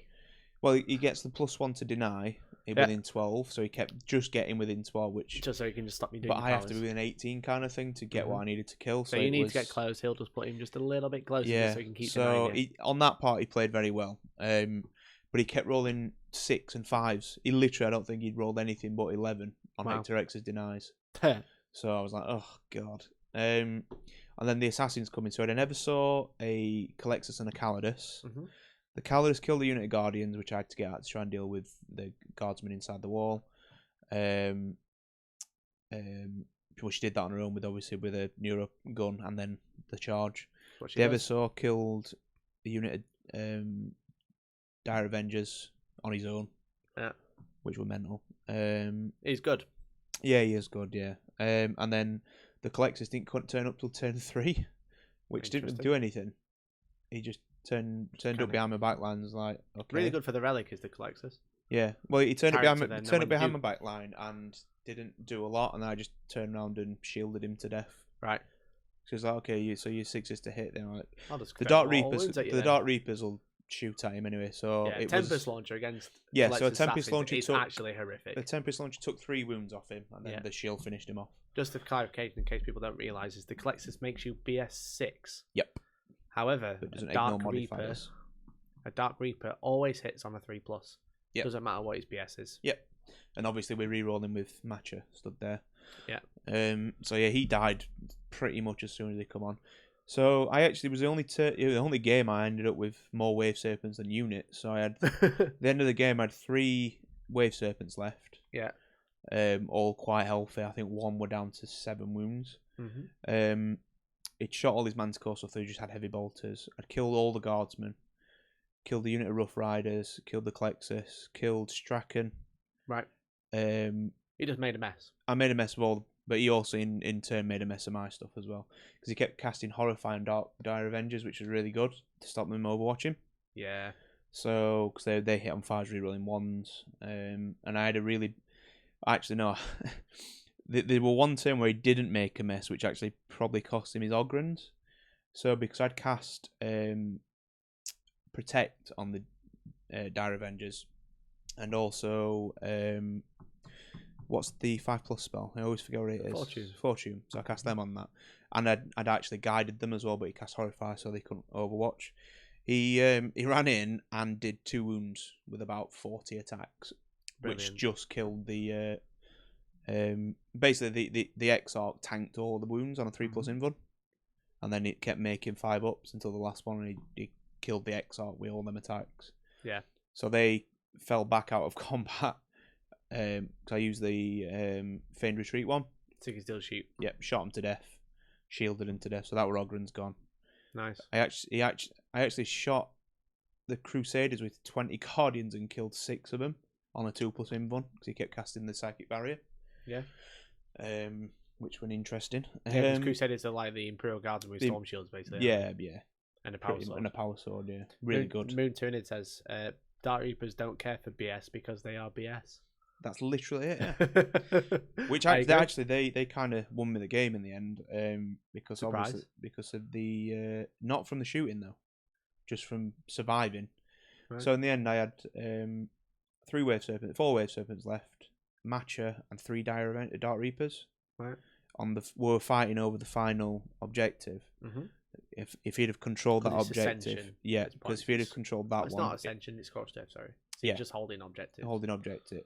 So basically, it was he charged Hector Rexing because he were on 3 wounds, the Calidus and the unit of Crusaders, which were left, he kept growing on back because that's one of their active faiths, to try and kill some Dark Reapers. But what he'd forgot to actually do was pile them in properly, because if he had have done, he'd have overwhelmed. Like there'd have been too many models round. Yeah. So what he'd done, he'd actually piled in the wrong way. Right. Rather than going down for the object, he thought he was just going to kill them all. No, he didn't. but he didn't. Oh. So they were on a 2+ save because of Cast Protect. Yeah. They'd 5+ also fortune. been 5 up Fortune, and he didn't kill any of them Brilliant. with all those attacks. And I didn't do anything back. So he's like, okay, I've won the game now. I was like, nope. I was like, oh. He was like, yeah. So I've got 1, 2, 3, 4, 5, and you've got 1, 2, 3, 4, 5. So nobody holds that, and I win the game 11-9 in the end because of that. Because of Dark Reapers not dying, basically.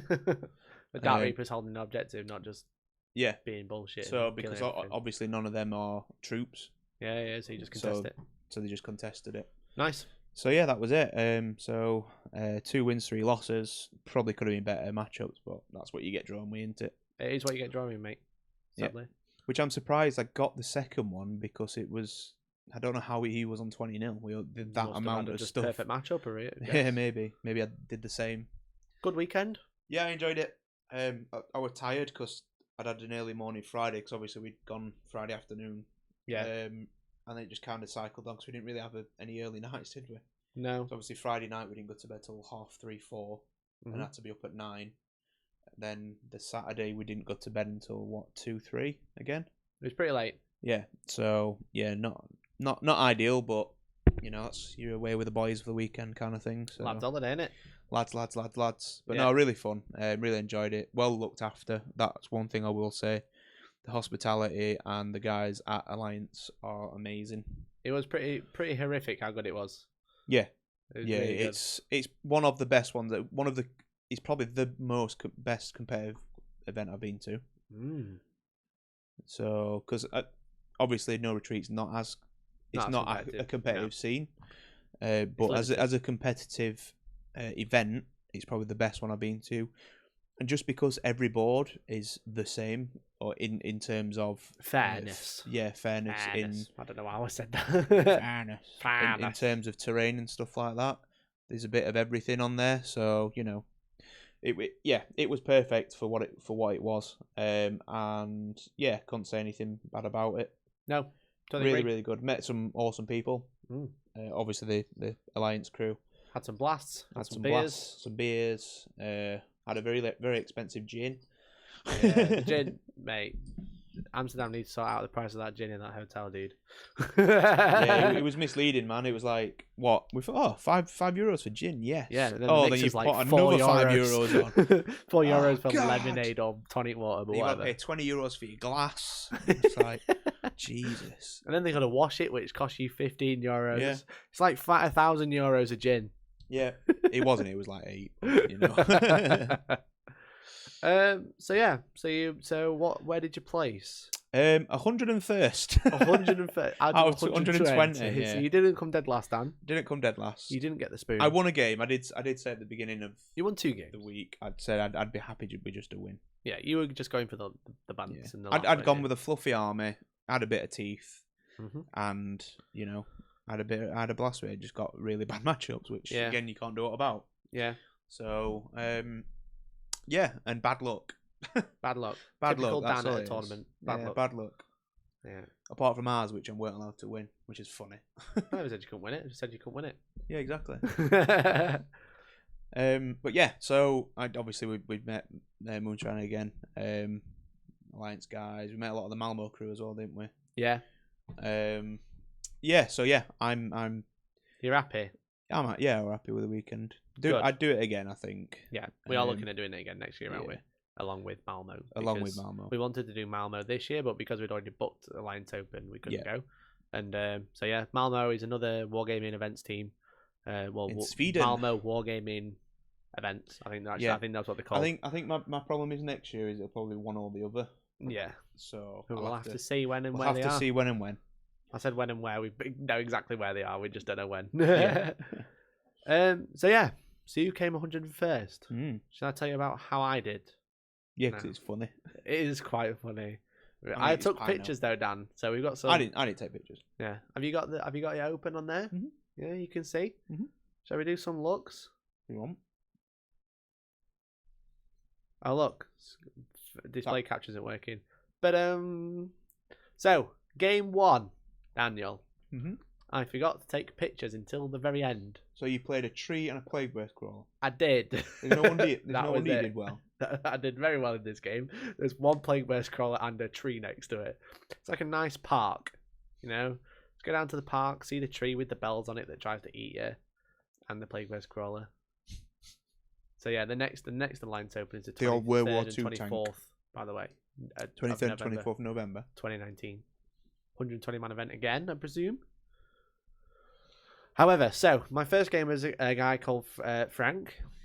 Really nice guy. Did he do great hot sauce? Pardon? Did he do great hot sauce? Did I do hot sauce? Did Frank do great hot sauce? Oh, no, I don't know. Do you not know what Frank's hot sauce is? No. Man, you ain't lived. I know what Frank's army is.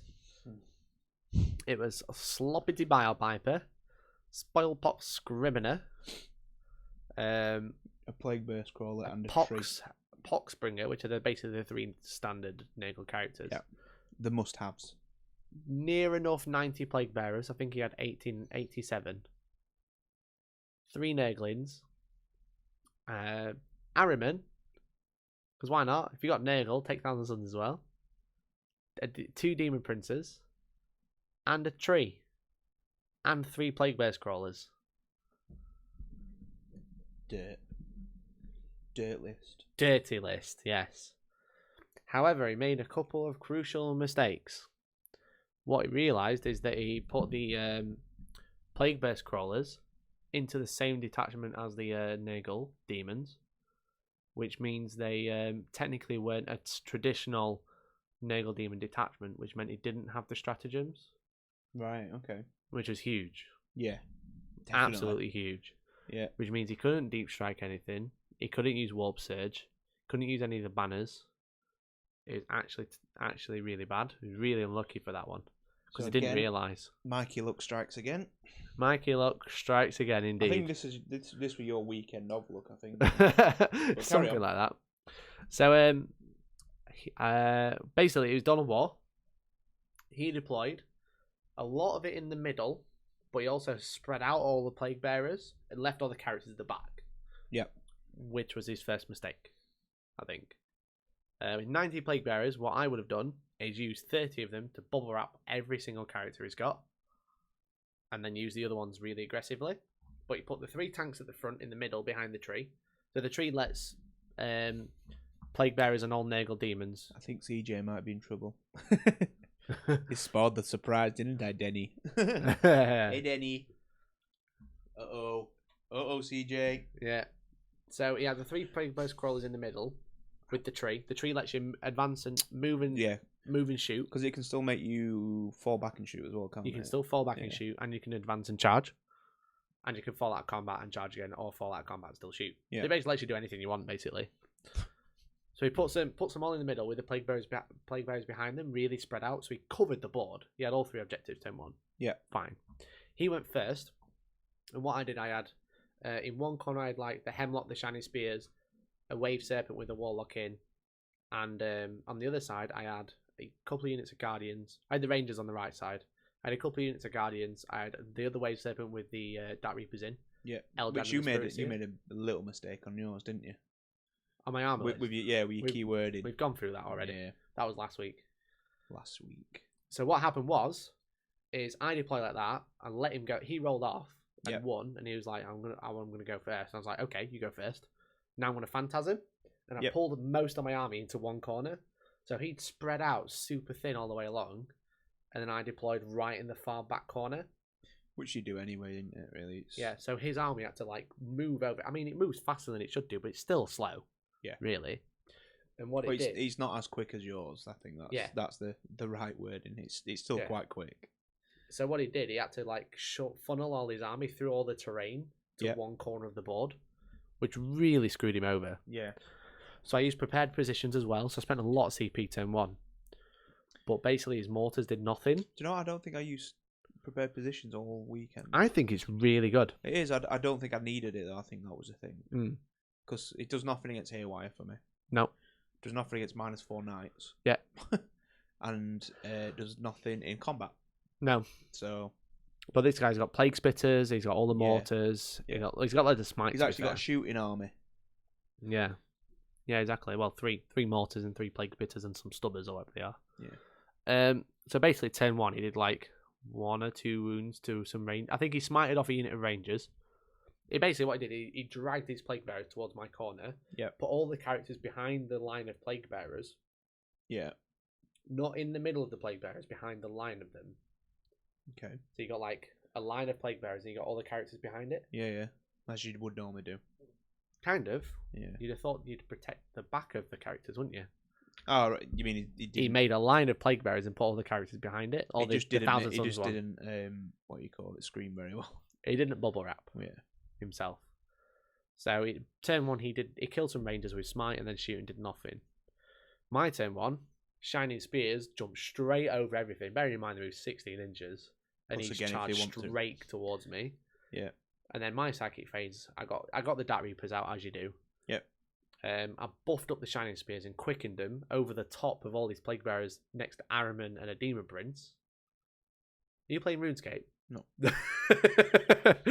I'm looking at. I saw you like eyes flickering. I was like, oh my god, he's playing RuneScape No, again. Definitely not playing RuneScape. I am looking at stuff though. So yeah, so I jumped over his plague bearers, then the Dark Reapers shot into his unit of plague bearers, which are like actually bubble wrapping all of his characters while protecting them. Yeah. This is a unit of 27, so he had 2 units of 30 and 1 unit of 27. My Dark Reapers killed 11 in the psychic phase, which meant he had 18 left, which also meant they went -1 to hit during my shooting phase. Yeah. So all my wave sabers and stuff were hitting them on 3s rather than 4s, because the plague bear is over 20 and -1 to hit. I think you're being called out. What's that? Can't quicken over models, mate. Oh, of course you can. Why can't you quicken over models? It's a move as if it was the movement phase. Yeah. It's not a charge move. Yeah, so Dennis is saying only the movement phase. I think that's incorrect, you see. Ooh. Controversy. FAQ. I'd love to see FAQ. if you've got a link. Because you can only Shall I have a move. look? You can only use fly during the movement phase, but quicken is move as if it was the movement phase. You see. Perks of having a laptop. Yeah. Michelle says I'm correct, and Innes Wilson says I'm correct as well. So you can't during the charge phase or any other phase that. Yeah, I know you can't during the charge phase. Yeah. Yeah. Marcus Robbins says fly still works with quicken. So we'll correct this to make sure it's right. I think everyone's right. It's in the big FAQ, isn't it? Yeah. So it basically says during the movement phase, you can move over models as if they weren't there. But a quicken or a soul burst, for example, is still a normal move during the movement phase. It's just outside of the movement phase. No, it's not in the big FAQ. Is it just in an FAQ? It's in the rulebook, I think. Yeah, their rules are out. I think everyone's in agreement that you can quicken over stuff. I mean, I'm not arguing with it. Even so, I am totally thrown off my track now. Boom, boom, boom. So the Dark Reapers killed 11 of them in the psychic phase with Word of the Phoenix. I cast Ancestor's Grace on them, so the reroll ones to hit, which is cool. And basically then, at my turn, the rest of my army deleted this first unit. I'm just looking through the FAQs now, just trying to find it. There's one for Wake the Dead. What do you reckon it is? There's an FAQ for Wake the Dead. Does that even have which any is the rules box in set. it? Well, it does, but No, I have no idea. not ones. What Is it the literally the instruction same manual? ones are in the codexes? It's literally got the Reaver squads in it. That's it. Right. About the grapnel launches. Okay. It's kind of a similar thing, but it does just say so when models with the grapnel launchers move in the movement phase, they do not count any vertical distance they move against in the that got total move phase. That got updated Which is to fine. how fly works, basically. Yeah, so it's just in the movement phase. And then we want the. I think we're all in agreement that you Yeah, can fly over now. I'm just trying to. It's in find the it. main rulebook FAQ. Yeah. Which Not- will probably not in beta not be in magenta anymore. Probably not. But anyway, so when Dark Reapers are shooting 18 shots, strength 5, -2, 2 damage shots each, when you cast Jinx and Doom on Plague Bearers, it turns out it makes a bit of a mess of them. And then because I've been able to jump over into the Araman and the Demon Prince, I managed to shoot Araman to death with like 9 lancers and all the shuriken shots in the world. as well as putting a couple. I think I put a couple of lances into the Demon Prince, and then I charged into the Demon Prince and killed him, and then I soul bursted with the Shining Spears because I'm using Yanari. They just do what they want basically. What do I want to do? Oh, I want to move out of the way, so I'm going to jump over behind this line of sight blocking, and I actually jumped over behind this barrier, Dan. This billboard here. That very probably. one. It was one that looked very similar to this, and it also had our logo. But you can actually hide a whole unit of Shining Spears behind this billboard, which is actually ridiculous. On the right basis, because you were going to put it on the bigger ones and really hinder on the yourself, correct weren't you? basis, which is 32 mil. Yeah. So I have found the errata. It's just so it's page 177. Yeah. Moving. Change the second paragraph to read: if a data sheet from your model says fly, then it can. Then during the movement phase, it can move across models if they weren't there, and terrain as if they weren't there. Yeah. So because it means they're obviously it is the movement phase. That's for how that, it for that initial point. Yeah. So really, it's not the actual ruling; it's the Yanari. Well, the it's Yanari having other phases, isn't it? Well, it was quicker. Yeah. Well, talking about. So you move as if in the movement phase, and then Soul Burst move as if it was a movement phase. Yeah. So you can still fly over everything. You just can't when you charge. You can't do it, but you move that much anyway. You don't need to. You bang next to him when you charge. So so basically, I Soul Bursted away, and then my turn 2, his turn 2, his two of his Plague Burst crawlers came through the middle of the table in between some big crates. And then another one like Ken went off on its own next to my billboard to try and deal with the Shining Spears. So what my Shining Spears did was during my turn bubble wrapped it in the charge phase so it couldn't move. Yeah. I can take a bit of Overwatch, I'll lose a bike or whatever. And they'll hit me and maybe I'll lose a bike. Take that Overwatch, man. But I can just bubble wrap the tank. Yeah. And then what I did was with the Wave Serpents was charge the front of his 2 other Plague Burst crawlers and then charge the other one at the back of the 2 Plague Burst crawlers. So then they were playing bumper cars with them. So he couldn't move them out of combat because he was stuck between stuck there. The Plague Burst crawlers literally fit between these 2 crates. So the Wave Serpents just bumped into them. And I went with the back one first because he'd taken no wounds and the one at the front had taken a few wounds. Mm-hmm. So I piled in with that one. So when he attacked, he piled in his Plague Burst crawlers closer to the front one. Yeah. Which is a very sneaky trick by me because it pulled him out of 7 of the tree. Which meant he then couldn't pull out and still shoot. Mm-hmm. So then what I did was basically I could bring out one of the Wave Serpents, shoot, charge one in, jump out, shoot, charge, and I was basically just dropping these Wave Serpents up and down on these crates, swapping places for like 3 turns. So I was always keeping the Plague Burst crawlers in combat, but the other one was shooting on top of this crate anywhere he liked, and then jumping and doing it again. It was actually horrific. And I think he went to like turn 6. So it was bad placement by the Nurgle player, if anything. Yeah, so Frankie had a really good army. I think he just made some solid mistakes, which I really abused for. Like I said, like making a line of plague bearers, putting the characters just behind them isn't enough. Yeah. When I've got lots of flies, especially you really want to backline everything on that point. It's just literally stand on. Well, the back. They can be aggressive.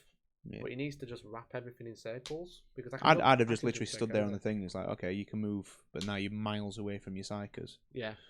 So that's what I'd have done personally. Stefan saying, Mikey talking about how smart he's being with his Eldar. All I'm hearing is barfing and diarrhea noise. Listen, it's quite simple, Dan. Listen.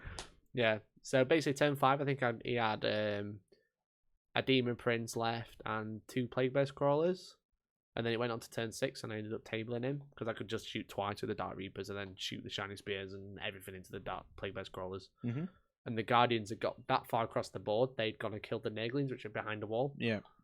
So, see, this is the thing. I think if we'd have run into each other in the tournament, I think we'd have probably either drawn or one of us would have. Really snuck it. I don't think it'd have been especially on that first mission. No, it wouldn't have been. We played, didn't we? So you can watch that on the website. You can watch that on the website. Yeah. So that was game 1. I tabled him. I ended up with a 20-0 win. Mm-hmm. So I'm maxed out on cards. I did horrific on cards, and I had I chose characters HQs for the Big Guns Never Tire adapted mission. That's what I chose actually as well. Yeah, because he had like 9. Yeah, and I was just like, I'm either going to kill the Plague Bearers Yeah. or I'm not. So there's no point choosing them. Yeah. At least with you having snipers as well, you could bully pop them them off. anyway. Yeah. So And technically, you could probably kill one turn one if you I tried got the right rolls. because it took us 5 all the characters. Yeah. Yeah. Marcus says the rules are Ynnari can do whatever they like, and I totally agree because that's what it felt like all weekend.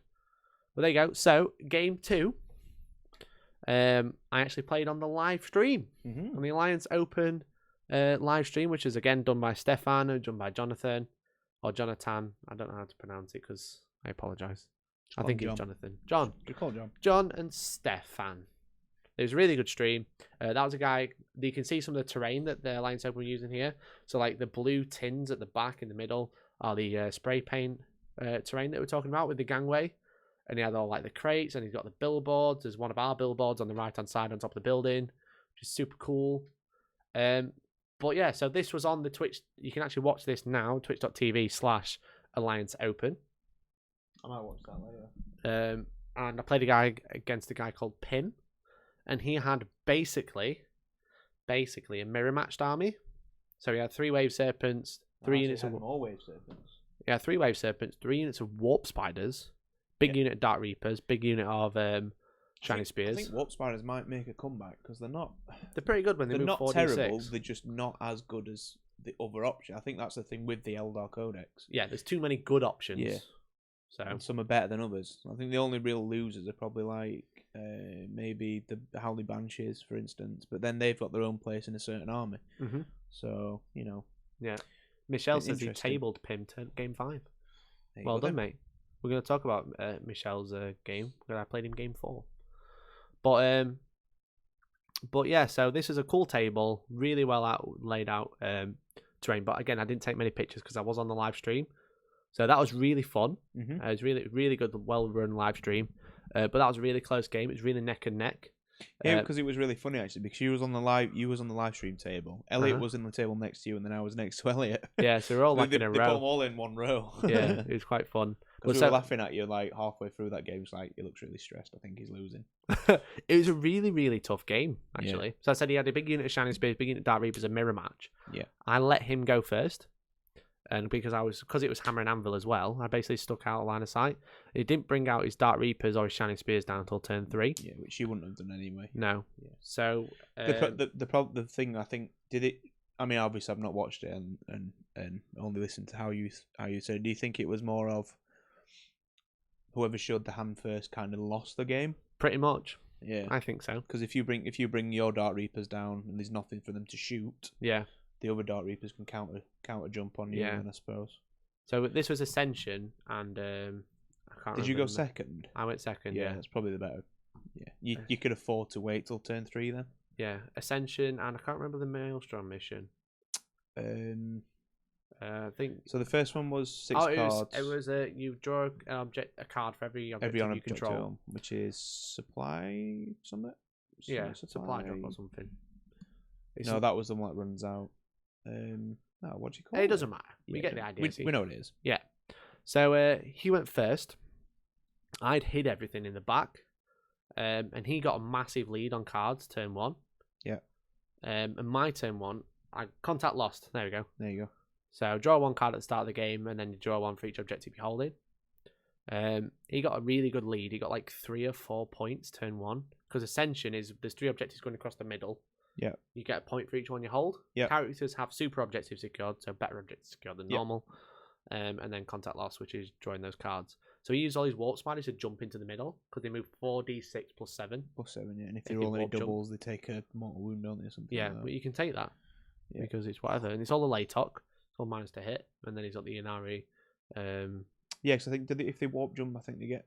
Do they get a minus to hit or something stupid like that? They can flicker jump during the shooting phase.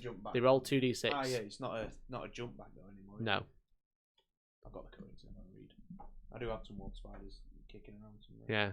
See, this came up in it. It's like you draw. It says at the start of the game, the mission says at the start of the game you draw 1 card, then draw 1 card for each objective you control. You can only have 1 card at the start of the game.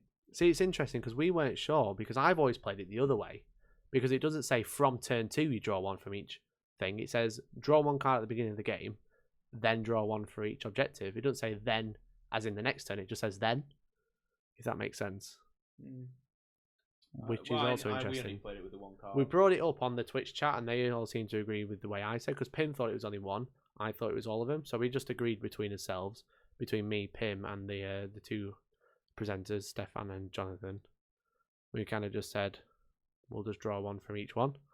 So you cheated, basically. It's not a cheat, because we both did it. If you both do it, is it cheating? Yeah. You only lose models if they do the flicker jump. Yeah. Which is quite cool. That's really good. And So, you can use the warp jump generator to fall out of combat. Yeah, you can. And you can still shoot. Oh my god. Yeah. So basically, he jumped up straight away. And then he got a big points lead. And my turn one, I got a couple of points. I think I took out one of his units of warp spiders. I scored like 1 or 2 cards. I think it was like 5-3 at the end of turn one. Bearing in mind, he deployed his swooping hawks in reserve, his shiny spears in reserve, which is quite interesting. There was Samhan, not Bealtan. Okay, interesting. So they get reroll charge if they use that strategy. Yeah, but so you can use that when you advance. Yeah. So you won't be able to reach use it, but it allows you to advance and still charge. Yeah. I think you can still use it. You can only use it if you advance. The stratagem says use after this unit advances, so you can't use it if you deep strike. So he deep struck those. And then he had the wave serpent just like hanging around, and then he had like the rangers in these bottom corner buildings, and then the wave serpents hanging around in this bottom, where the big square building is on the like essentially bottom left of a table or top right, depending which side you stood. Whereas all my stuff was hiding behind the big spray cans and stuff, where you couldn't see it really, and it was just so far behind, like so far back that he'd have to come closer. Yeah. So basically, he kept sending units to go and get through Ascension, and then I kept just killing the units that were arriving. Best way to do it. And then it got to a point where I needed to force an issue. So my shiny spears jumped into the middle of the board, started killing warp spiders, and then hiding around these crates in the middle. Mm-hmm. That's when he deep struck his shiny spears and got his Dark Reapers out. Bearing in mind I cast Protect and Fortune, and then I lightning fast reacted with the shiny spears. He shot all of his shiny spears and all of his Dark Reapers into my shiny spears. Mm-hmm. It's very difficult to talk about because it's a mirror match. Left my shiny spears on like 2, maybe 3 bikes, but what I'd done is pulled all my bikes away from his shiny spears that just deep struck, so he had like a 10-12 inch charge, which he failed. So then my Dark Reapers got out on my turn 3, deleted his Dark Reapers, then deleted his shiny spears as well. Yeah, because you can shoot twice, obviously. Yeah. Well, his Yanari shiny spears, Yanari Dark Reapers shot twice, but because I buffed my shiny spears up, I made loads of saves. Yeah. Got 3 up invuln against all those Dark Reapers. He didn't get Jinx off. He didn't get Protect off of his own shiny spears or anything like that. So then I got a massive lead on the points. This is why I'm kind of toying with a couple of the conclaves. Yeah, because you can backline them. I know you can only do 1 a turn, but you can cast a power at 36 inch. 36 inch, yeah. So you know we're in denial range, because at 18 inch you're probably going to have someone in denial range. At least then it'd be interesting to see.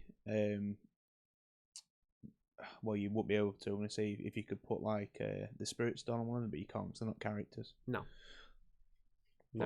I think that's probably the play I'm going to start using, is actually using the conclaves. So you haven't got. I mean, did he just fail to cast it, or just failed to cast? CP just didn't roll in its 7s, and I did. Fair enough. So I deleted those, but then he still had like 3 wave serpents left, and he started like returning fire with the Reapers he had left to my Reapers, so kind of whittled those down.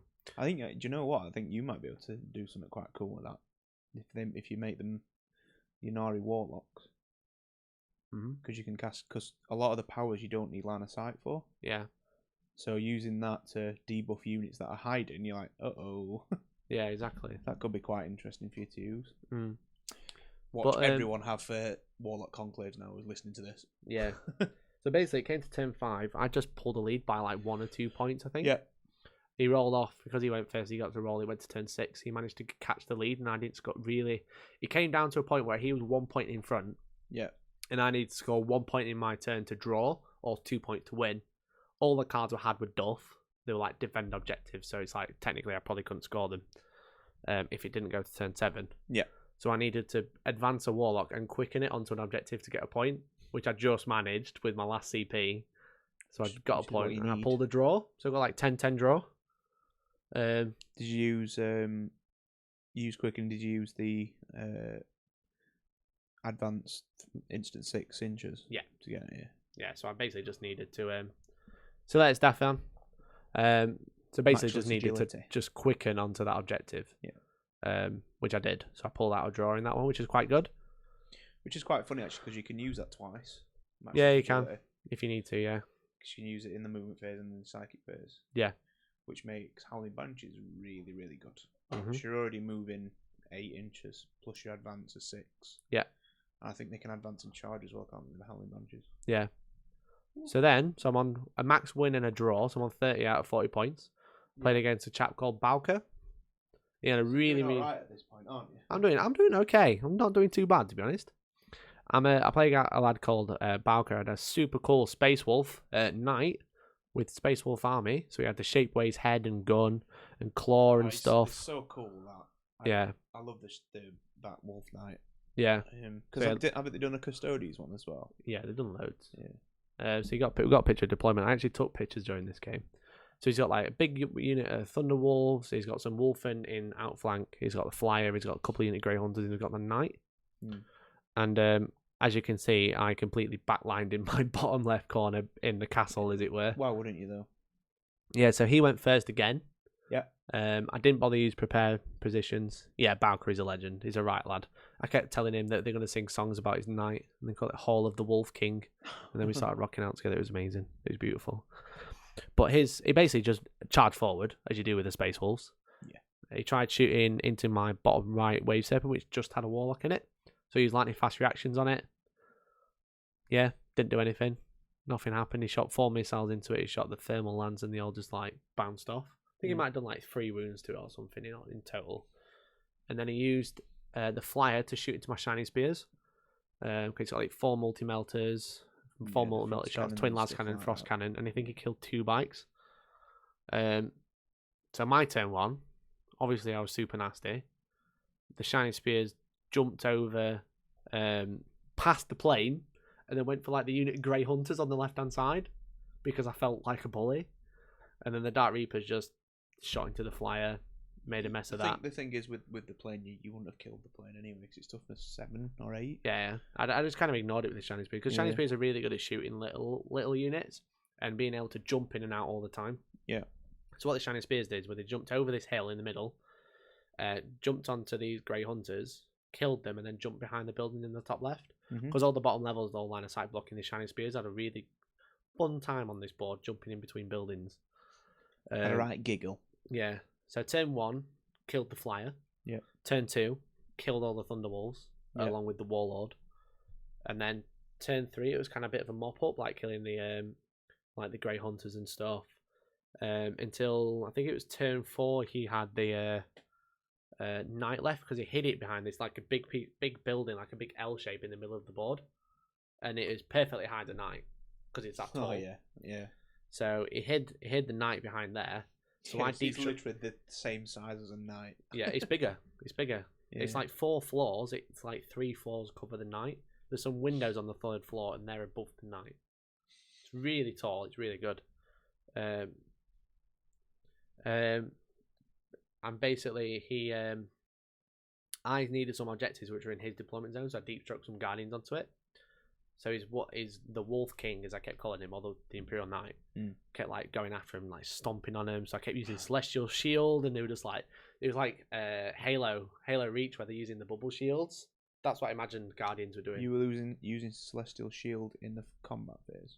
Can you not use it in the combat phase? Nope. It's only Well, I cheated shooting there, attacks. Well, I cheated there then. Uh-oh. Boom. Cheater. Fair play. Hands up. Anyway, it killed them all anyway. Good job, because that could have been embarrassing. That would have been a bit rude. Yeah. But that's what I tried to do. I don't want you to read it to me. I'm going to read it to you because you just told me it's cheating. You need to learn from your cheaty ways. But basically, I wasted a CP because I failed on my saves anyway. See, look, the chat's going mad now because you cheated. So, Michael, I don't want you to read it to me. 1 CP. Don't read it to me. Celestial Shield. Yeah. Why can't you Use this stratagem in the enemy shooting phase, I'll when a fight friendly Guardian unit is chosen to target for that attack, Rubbish. that unit has a 4+ invulnerable save for the rest of the shooting phase. Rubbish. Shooting cheat. phase. It don't matter, they died. They died. Shooting phase. I play Eldar, so it's legal, Moon Twin, it says. Well, Super Moon Legit. Lord. Is it legit? Yeah. Anyway. Make Mikey read it. If it came to my turn 4. Did you use Celestial Shield again? No. In combat? Basically, what happened was he had the knight left, and I'd lined my army Yeah. up into it. So it was basically kill the knight or I die. I cast Doom. I cast Jinx. I cast Guide. I'm sure you can do all that. Yeah. And I just shot it to death. With well, you've just everything. been banned, mate. I've been banned for cheating. Yeah, CJ's banned. CJ's banned Mikey. Yeah. Oops. So basically, the Wolf King was stood there, like, charging towards the Eldar. It's It's very thematic, this game, because a it bit didn't of last chunks very long. flying off him and stuff. Yeah. It was just charging towards the Eldar, like, all these How did you pistons are find? getting How did you shot. deal with the wolf? Did you just shoot them Well, that's quite interesting. or Because psychic them off? The board? Wolfen didn't come on the board. Did Because he he forget? forgot to bring them on. Bless him. and What all realised unit? turn- All of them. There was only one unit Wolfen. Oh, one unit of them. If you got to bring them on, he realised See, like that- turn 'cause 5 or that's- 6. It's the thing is where like you can try and shoot them, but they've got the 3 up and then the 5 up. But even when you get them in combat and kill them, Yeah, they hit fight you back. anyway. Yeah, they just hit you back. Mental. Are they technically wanted to fight twice. Yeah, basically. But like Crazy. Shuriken was just like flinging off like pipes, and the oil was going everywhere. And then he had like 3 wounds left, so I went right, Dark Reaper time. It was pretty horrific. So you basically shot the hell out of him with CDs and then blew him up with a missile. Pretty much. Sam. Eldrad even got a wound in there with the pistol. Wow. Because Eldred's a boss. Yeah, Shuriken pistol got a wound in. So yeah, that was pretty We'll horrific. be seeing a lot more of that guy anyway, won't we? Let's be honest. Yeah, so I do apologise, Bowker, but that game was actually filth. It just bounced. The shiny spears bounced anywhere they liked. And The you Dark cheated. Reapers just kept jumping up and down in this building and shooting what they liked, and then not being able to shoot. Yeah. And I don't think I failed to cast a power in that game. Yeah. That always helps. Yeah, it was pretty horrific. So that was day 1 done. Was that just a Gorkanaut? That's a Gorkanaut, yeah. Ah, yeah, you played thing, didn't you? Yeah, that was day 1 done. 2 wins, 2 max wins and a draw. I'm on 50 out of 60 points, Mhm. which is pretty decent. Didn't think I'd do this well. I wanted 3 wins out the weekend. I'm currently on 2.5 wins. So then I played Michelle, who's in the chat, Michelle. and we're on that mission 4 again, which is the one with the relic and Deadlock. or whatever There's the it's called. terrain. That terrain is gorgeous. But yeah, this Necron terrain is absolutely mint. If we had a Necron armor, we should have bought that. Yeah, it's on the Gamemat quarantine zone, I think Yeah. it's called. Do we have that map? We do, don't we? We don't have that No, map. we don't no. have quarantine map. No, well, I want it though. Oh, we have the It's very pretty. Starbase one, don't we? That's what Yeah. we have. So this was against Michelle. He was playing Orcs. He's playing a Orcs, really orcs, cool orcs, Orc army, orcs. which is absolutely beautiful. We do have some close-ups, I think. Without he actually was nominated Best Painted. So he's got like all the new buggies. Well, you can see there's the army shot. He's got like a Gorkanaut, Death Dread, Big Mech in Terminator armor, Mega armor. He's got War Boss. He's got Weird Boy. He's got another War Boss. He's got Captain Badrock. He's got Flash Gits, which are all custom to put on based on players he's played against, or like got cool stories. And then he's got like War Trike. He's got the Squig Buggy, another buggy, the Scrapjet Wag thingy. I don't know what they're all called. Loads of Shall I grots, zoom in? a I'll tell battle you what they're wagon. called. Let's zoom in. There you go. We're zooming in. I just can't remember what they're called. He's got the Squig launcher. Yeah. then That, he's that got- one is like the snig. That one on the right is the that's got the best one, which is the I forgot what it's called already. Squig launcher. Sound. The Squig launching one is the one in the middle. Squig buggy. And what's the The other one Squig called, buggy. Michelle? It's like the Snaz wagon, something or other. Yeah, and then he's got the Very cool one. Scrapjet. Scrapjet. Scrapjet, Yeah. which is awesome. The Death Killer War Trike. Death Killer War Trike. Battle Wagon. Death Dread. Flash Gits. Knobs. Right. And this is a really cool army. I think that's all of them painted. We've got another close up there. The cool Flash Kits. He's got one with like Union Jack. He told me all the stories about them. They're all based on different players he's played against. Like that one, the knob, the Flash Kit third in is based on Hicks from Aliens because of one of his friends, which is awesome. Scrapjet, Boom Dallas That's it. Snazwagon. It's the Boom Daka Snaz wagon. There That's you what go. it is. That's Yeah. game 5. So cool. So yeah, so this was game 4, and this was really tough actually because Michelle told me they were like, my army's rubbish, you know. And I was like, okay, yeah, I play Orcs. My army's rubbish. I got all the cool buggies, and then all the buggies in the Gorkanaut were like on my turn 1. Well, the Gorkanaut was on my turn 2 because it deep struck full of knobs. He kept jumping everybody at me. I was like, what's going on here? Just throwing boys at you. He just kept throwing stuff at me. And I was like, this is very rude. I've only just met you. What you need to do. Why are you throwing everything at me? Stop throwing stuff. Yeah, but he had like 3. He had the War Trike. The 2 buggies just moved like 15 inches turn 1. And we're obviously really close together anyway. And they were in the range to get like first turn charges off, but I'd screened out with Rangers, which is horrific. And then he dad jumped the War Boss over, which tried to go into my Wave Serpent, but I had a unit of Rangers in the way. Again, so I'd screened out with the Rangers quite well. Not well enough, because he was still quite too close for comfort. So then my turn 1, I kind of like surrounded the War Trike with Shining Spears, as you'd expect. The Dark Reapers killed the 2 buggies, and then hid away again back in the back corner. You can kind of see on this second picture of my little castle. This was like quite late game though, because as you can see, there's only 3 Dark Reapers left. Because what happened was the Flash Gits came over, they jumped, and then he deep struck the Gorkanaut. So the Gorkanaut was like right in my lines, along with Flash Gits, which are actually really fucking good. Because they get like, I think they get like 2 shots each, strength 6 -2, 2 damage. Yeah, they've got like little auto cannons, haven't they? Yeah, they and get the PS4 as well. Yeah, it's using Death Skulls as the clan, which so they all have every model that's not Flash Gates has a 6+ invulnerable save. It can re-roll a hit, a wound, or a damage roll. I think each phase. Because I think they've got like a really cool rule where if another Orc unit like kills a unit or something, they get like +1s to hit and stuff like that. Yeah, that's the clan culture. Yeah, but you don't get that if you take them inside another clan. Yeah, because they can be part of any kind of clan, but they don't benefit from that thing. But the freeboot as well. Yeah, Michelle says they have 3 shots each. So he used Daka stratagem on them. So his Daka went off on 5s. Heavy 3, strength 6, -2, 2 damage each. Oh dear. Yeah. So his Daka went off on 5s, and I couldn't reduce that because of how Daka works. Always hits on a 6 unless you use a stratagem, so it always hits on a 5. So there's no point lining fast reaction or anything like that because it's going to hit on 5s anyway. I think you'll find that in a lot of the newer codex and the reboots of the codex is like everything will have an unmodified hit of. Yeah. Which I think that's why Orcs are really powerful with that stuff. Yeah, they are. Unmodified hits, alright, sound. You -7 to hit, but 5 and 6s, mate. Yeah. So, I had 3 Reapers survive after morale. Because I think he killed like 5 of them, and I was like, right, I'm just gonna roll that. I don't care. So I had 3 survive, so they would manage to like deal with the Gorkanaut and stuff. And then the Shining Spears dealt with all the Flash Gits. And but yeah, this was a really interesting one because what I did was 2 Guardians or 3 Guardians ended up holding the relic at the end. Because what I did is I deep struck the Guardians onto the relic in the middle, as you can see, and then during the psychic phase quickened, and then during the shooting phase firing faded, so I managed to move it 14 inches away from where I dropped, which is super sneaky because you can obviously move it 7 inches per phase. So I quickened in the psychic phase and then firing faded in the shooting phase, and then he managed to kill all those with the Death Dread. So my other unit of Guardians picked it up and did the same. So the relic was in my deployment zone, like turn 4 or 5.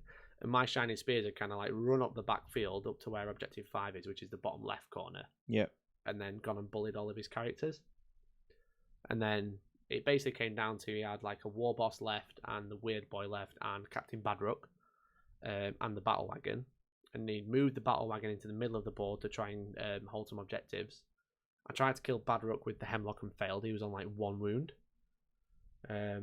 You couldn't kill an Orc with t-shirts, eh? What's your problem? Well, he's got like 6 wounds, and I think he had like 1 wound left. And then Lyle in the chats just said that his first opponent was the guy I played last. A bit of a weird game. Right. Okay. Yeah. Interesting. I think it was just misinterpretations of rules. Yeah. More than anything, it's he wasn't a bit of a dick about it. He was fine. He was just adamant that was the ruling. But I'm not going to stand and argue at a tournament on my last day. Yeah. Oh well. Fair enough. I Yeah. won. I don't care. But yeah, good. Yeah. Sound. Carry on. Continue. So I managed to shoot off and smite off the battle wagon. So the two characters jumped out so far away that my Shining Spears had like a 9-inch charge. Mm-hmm. So I ended up soul bursting the Shining Spears as a move, and then just being able to shooting charge. the crap out of the Warboss, then charging the custom Mega Field Big Mech in Mega Armor. And then that was turn 5, so he had Badrook left. We'd drawn on Maelstrom, but I had the Relic, and I think he had 2 secondaries, and I only had 1 or something like that. And then it ended the game. So the score difference is only like 6 or 7. So Not bad then. no, it was to be fair, it was really, really close game. Had it gone to turn 6, I probably would have tabled. I don't think we own any flash gates, do we? No. They are like MVP though. Yeah. And yeah, so it was a 14-6 win Nice. to me, I think. I'm pretty sure that's right.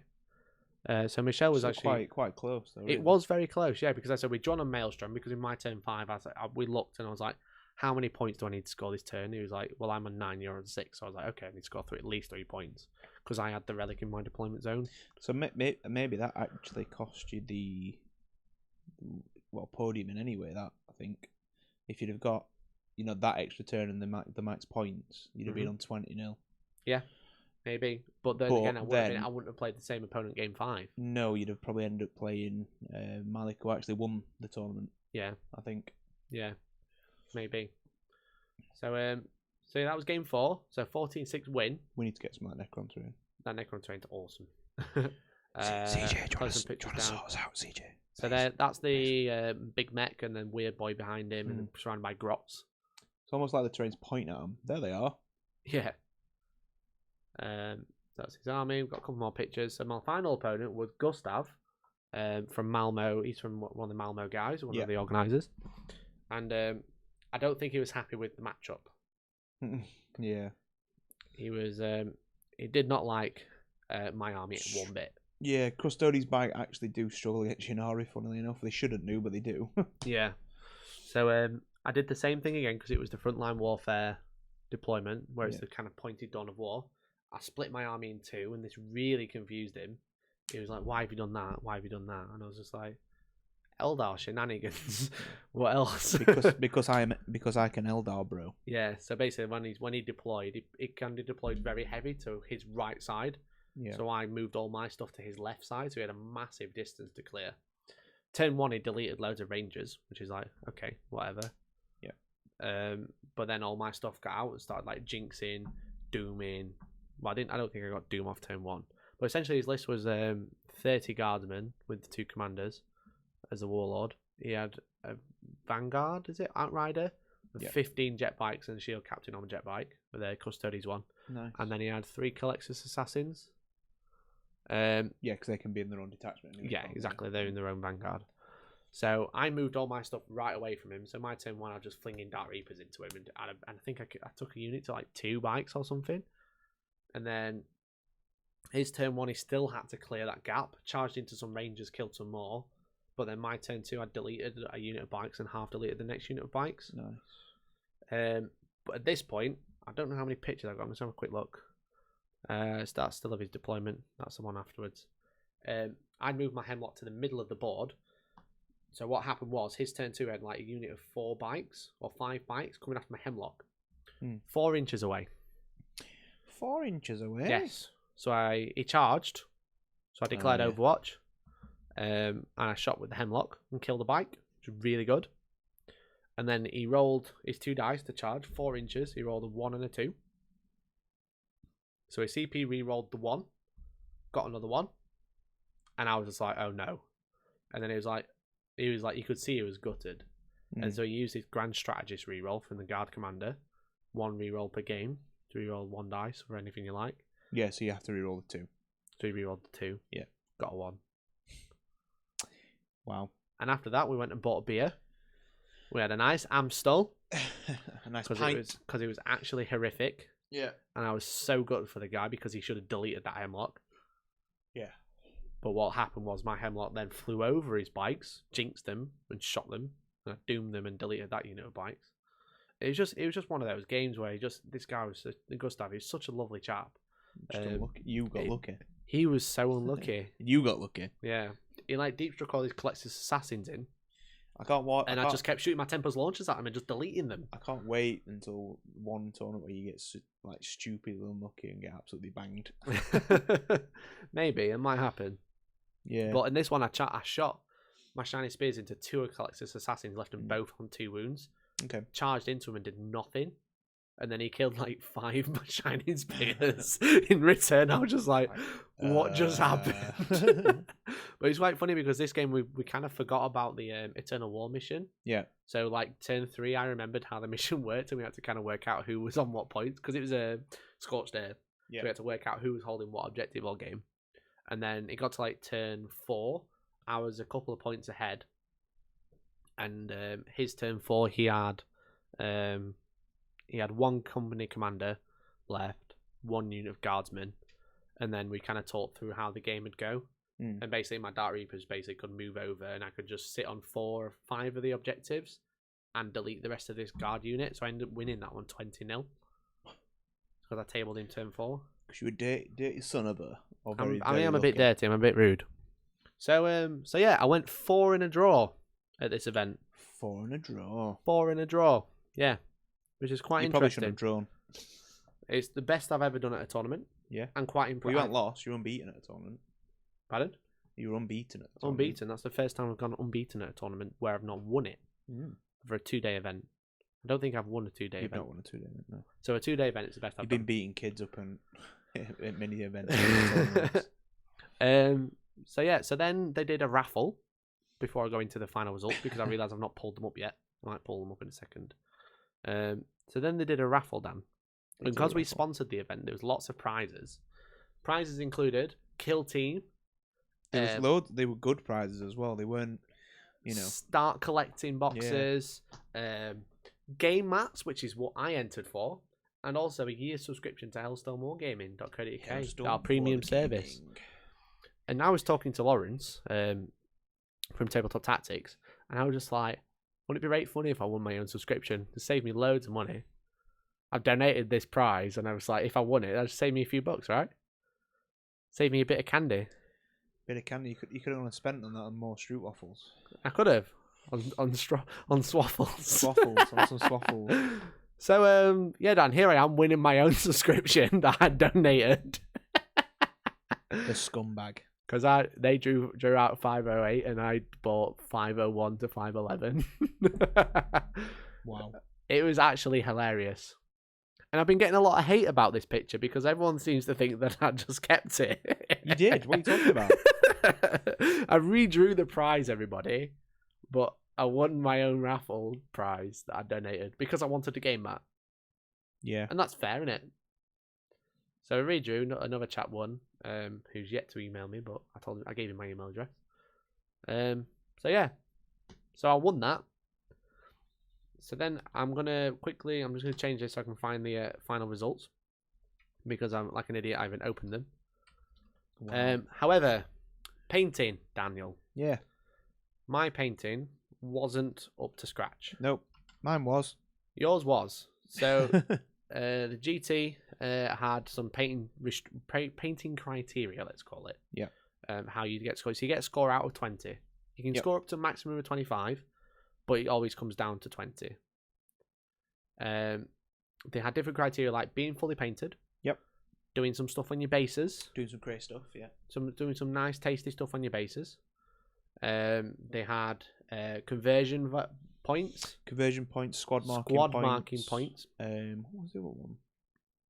Conversion, squad marking, obviously painting. Mm-hmm. But there was different grades of painting they were doing, weren't Yes, they? you did 0 to 5. So you got a score out of 5, got a score out of 4 here and there. Yeah. For different stuff. I didn't do any squad markings. Nope.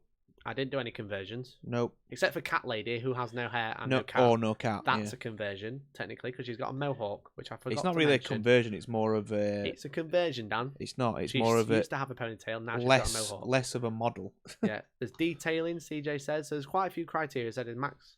Yeah. Conversion, base painting, all the stuff. So I didn't quite hit all of the criteria because, one, technically my army wasn't finished. Whilst the airbrushing's They really got base nice. painting as well, squad markings, conversions, detailing. Yeah.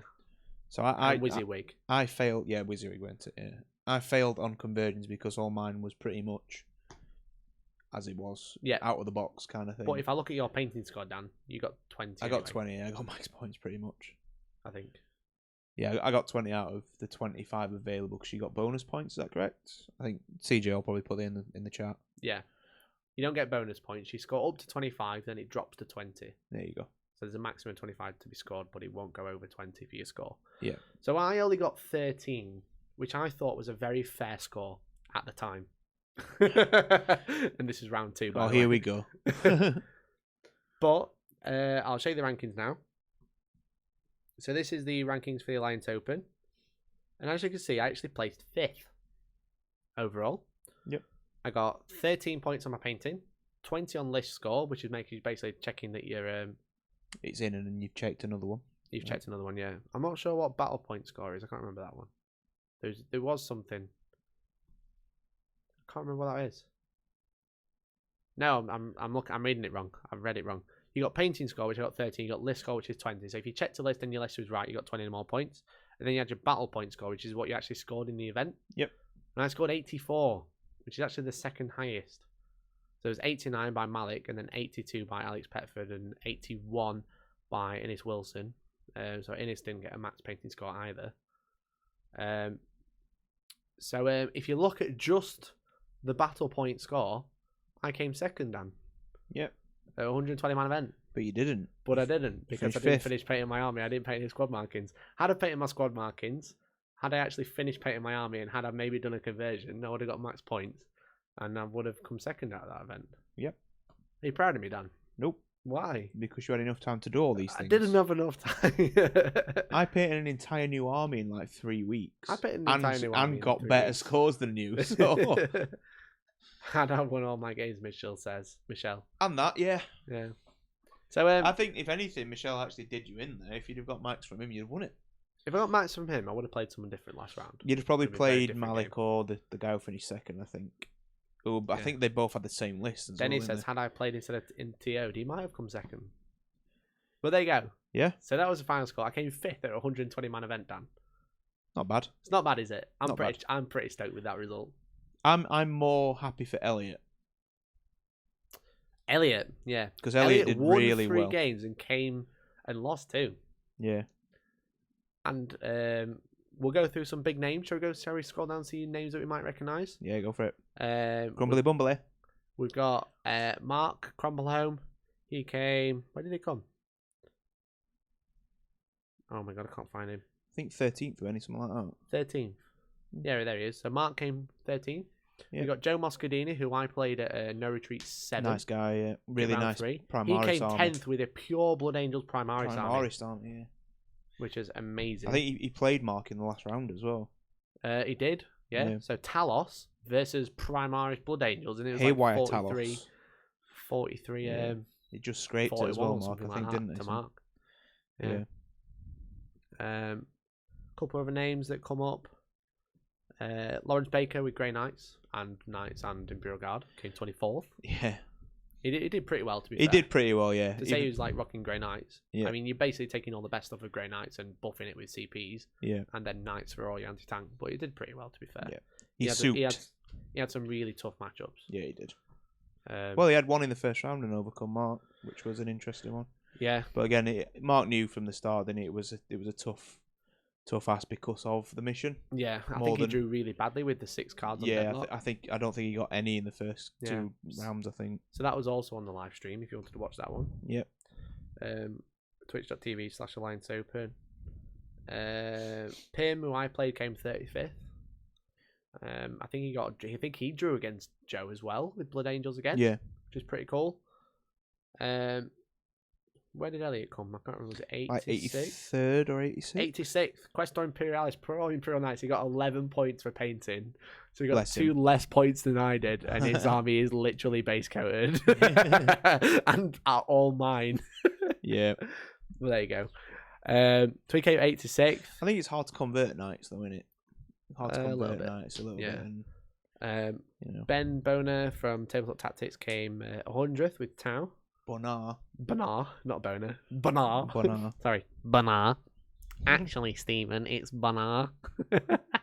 Why did you sound like a really nerdy, like, Londoner then, not an Australian? What, like Bone? He's an Aussie. He came 100th, but he also won favourite player. It was cool. He got 3 votes. Quite interesting. I didn't get any votes, and you got 1, and Elliot got 1. Yeah, Elliot got 2. Because we're not dicks. Yeah. So Elliot became best 40k comedian on YouTuber because he came 86th, and Bone came 100th. Did Bone literally come one above me? Yeah, he literally came one above you. He got. He was doing really well. You I got think he won 16 3 points for games as painting. well. You got 16 points for your painting. 16. Okay. He got 14. Yeah, it's because I didn't get the conversions. He got 10 for his list, which means you also got 10 for your list, which means you got something wrong. Didn't put your I warlord did put on. my warlord in. Yeah. Yeah. Yeah, so I took it all out. Yeah, you got 40 gaming score, and Bone got 42. You actually matched on total score, I think. I think that's total score, that final column. Yeah, you matched on total score, but you had more favourite games. So yeah, because he ran into Ruben in the last game with all the Killerman and all the flipping aggressors. Yeah, exactly. Rip. It's because you're not funny, Mikey, says Mohawk Miniatures. Screw you. The Maxim, or Moon Tyranid, came 111th. Which I'm surprised his list was quite nice with all the Terminators. And loads of Custodies Terminators, in there, which was pretty fun. A couple of bikes. Yeah. So yeah, that was the Alliance Open. Overall score out of 10, Dan. How did you like it? How was it? If I'm being honest, if I'd have had the sleep, it'd have been a 10 out of 10. So it's because of no fault of their own. It's no, technically it was because CJ and the guys had us up Friday night until silly o'clock in the morning. We did go to bed at like having a Dutch party downstairs. We did have a Dutch party. Really good Dutch party. It was fun. But no, that was fun. I'd probably give it a 10 out of 10 to be fair. Yeah, it was. The food was amazing. The venue was amazing. Guys were amazing. Yeah, they gave food on both days, which is like a really nice buffet, which is cool. Yeah. Really nice food. The thing with the buffet as well is it wasn't just, oh, there you go. It was constantly getting topped up, so everything was always hot. Yeah, they had like salmon and like proper fish and proper chicken and stuff. It was amazing. Yeah. So overall, I think actually I do have one gripe at the guys. Oh. They needed to chill out because they were always worried about how everybody else was. They had to, enjoy the moment themselves. They're always stressing about how everybody was. Yeah. Which is a good gripe. We said that they were over organising. They were stressing to make sure everything is okay, but it was. It was. But we really had the good. same problem, didn't we? Yeah. When we did our event, we were like stressing. Well, you did. I played. You just played. I just battered everybody. You the event was going so well that you over worried about it going badly, but it didn't go badly. It was perfect. Yeah. I am still reading chat, my dude. But yeah, fantastic event, perfectly ran by the guys. Yeah, I'd advise it. I'd recommend it to a lot of people. Yeah, so if you are interested in travelling to Amsterdam, it's fairly cheap. If you're coming from the UK, we pay like £60 for our flights or something. Yeah, £60 return, which is sick. Yep. If you're going to send out now, we kind of know the dates. You can book your flights now. 23rd, 24th of November. There you go. Ticket would probably be a similar price. I think it was like €55 or something like that. I'd advise stopping at the actual hotel as well. Yeah, because it's in between. It's next to Schiphol Airport. Yeah, so it's it's quite far out of Amsterdam or Rotterdam. So and there's a free shuttle bus from the airport to the hotel as well. So Michelle has asked me if I want to join the Flash Gits mob. I'd love to, man. I'd love to join that Flash Gits mob. I want to join the Flash Gits mob. Those Flash Gits are so nice as well. I'd love to. I've been reading the Oak Codex as well before we come on. So I'm like, tell me what I need to do. Yeah, that'd be awesome, man. That's sick. Yeah, event amazing, really well done. Perfectly ran event, no problems. No, there was cheap gin. We need cheap gin, CJ. That's why our only gripe: cheaper gin. Everything else is fine, just cheap gin. I have to agree to barter with Gork and Mork to join the Flash Gits. There you go. That's fine. What do you want to get kicked or punched? What would you like, or both? Or psychologically tortured? Yeah, cunningly. We were quite cunning during that game. But yeah, there you go. So that was our review of the Alliance Open GT. Yes, really good. So we're going to end recording the podcast, finish up on the live stream, Yep. and call it a night. Yep. So, guys who've been listening back, thank you very much for listening. We are on iTunes. We're going to be on Spotify one day. We're also on the website. And we're also on YouTube and Twitch to watch whenever you like for free. Thank you very much for watching, guys. I've been Mikey. I've been Dan, as always. You have been amazing, and hopefully we'll catch you in the next one. Bye-bye. See you later, guys. Okay, that's the podcast done. So thank you very much, guys, for watching. Have you got any questions you'd like to ask us before we call it a night? Yeah, I really need a wee. You need a wee. Really need a wee. Yeah, I so- actually put that in like the Discord chat. In the Discord chat? Yeah. Oh, I've Can got we that break minimised. soon? I need a wee.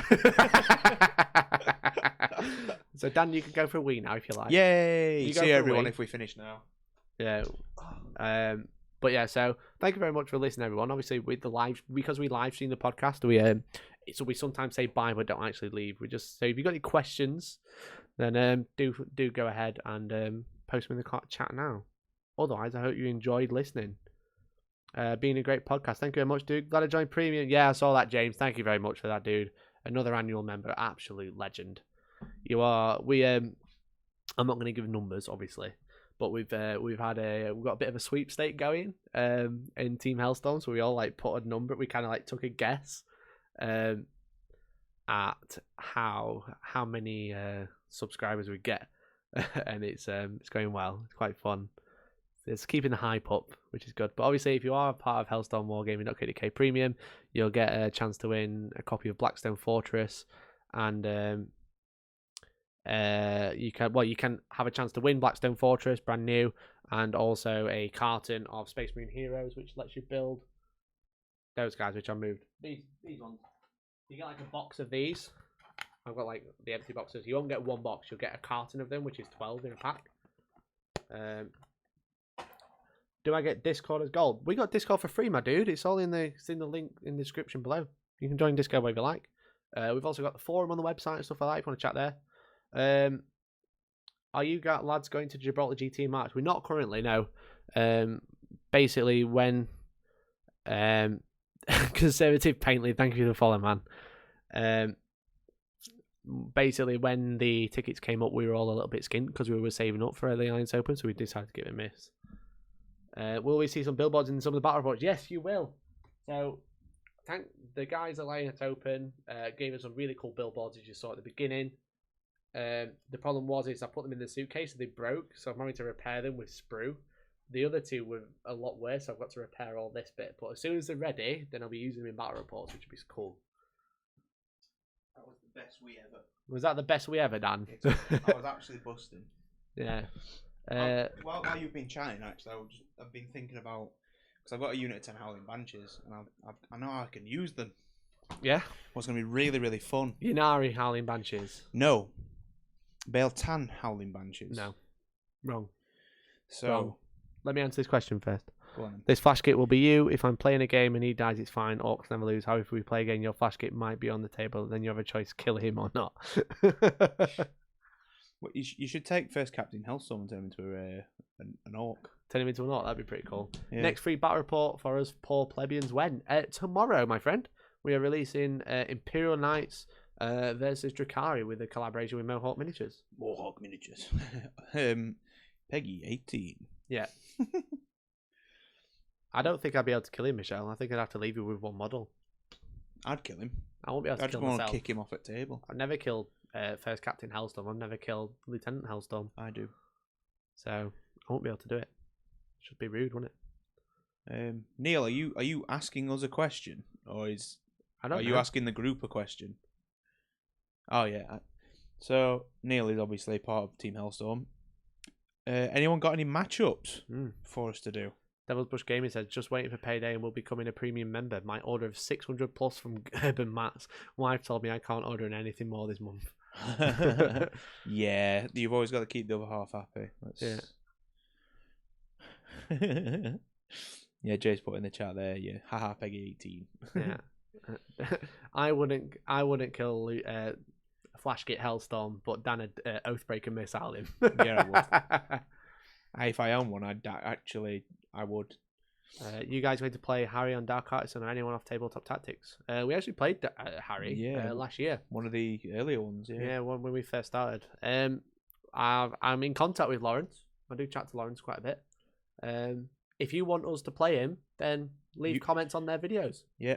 Keep telling them that you want us to play him. Because they do listen to people when they have them on their videos commenting. Yeah. So it's all right us saying it, but if the public want it, just keep telling them. Just keep reminding them, and then they'll be forced. That's the mission for everybody. Go and tell Lawrence and all the TT guys to have a team battle. Just spam the comments. Team battle. Hellstorm raid. Which will be quite fun. No, CJ, we don't have a Coven army. I refuse to buy them. Why? Because they're rubbish. You mean broken? No, the models are rubbish. I don't like the models. You don't like the Talos? No.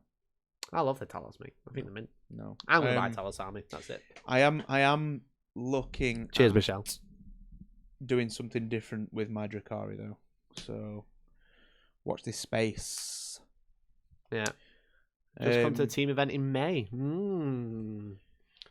See, May is actually a pretty quiet month because the GT finals in March, our event's in April.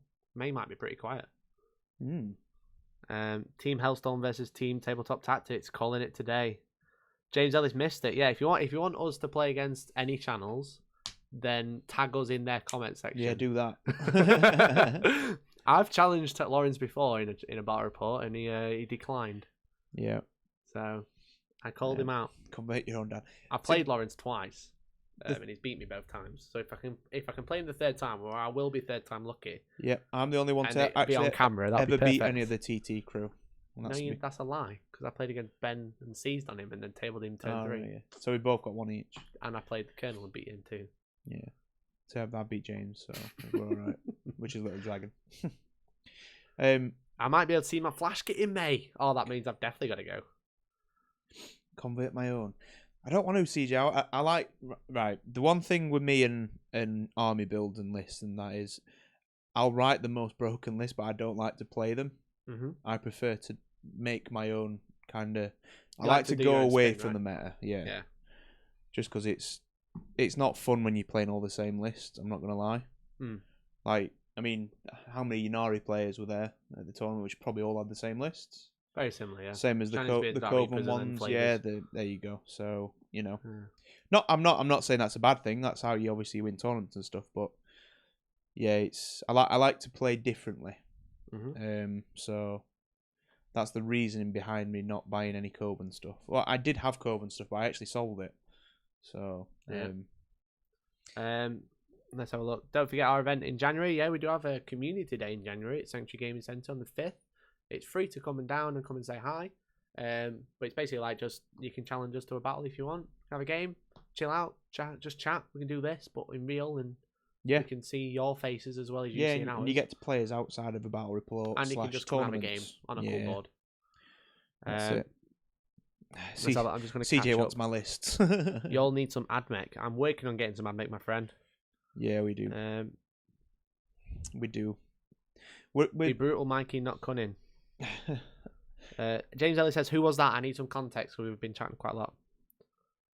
I'll try and get some time off your guys' tourney. It's better to be good. Well, we hope it's going to be good as well. Yeah. I mean, people are expecting it to be good because we sold out in like 5 hours. Yeah, we had good feedback, which was horrifically good from the last one. But it's pressure on us. Mohawk Miniatures.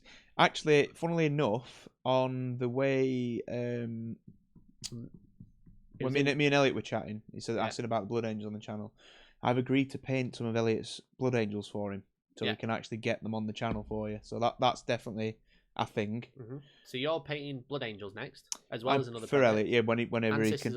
And Sisters of Battle, and Lord of the Rings, and Age of Sigmar. I'm picking up 2 armies this weekend. Yeah, because I'm going to the Element Games Grand Slam because I managed to grab a ticket. Yeah, from nowhere, literally.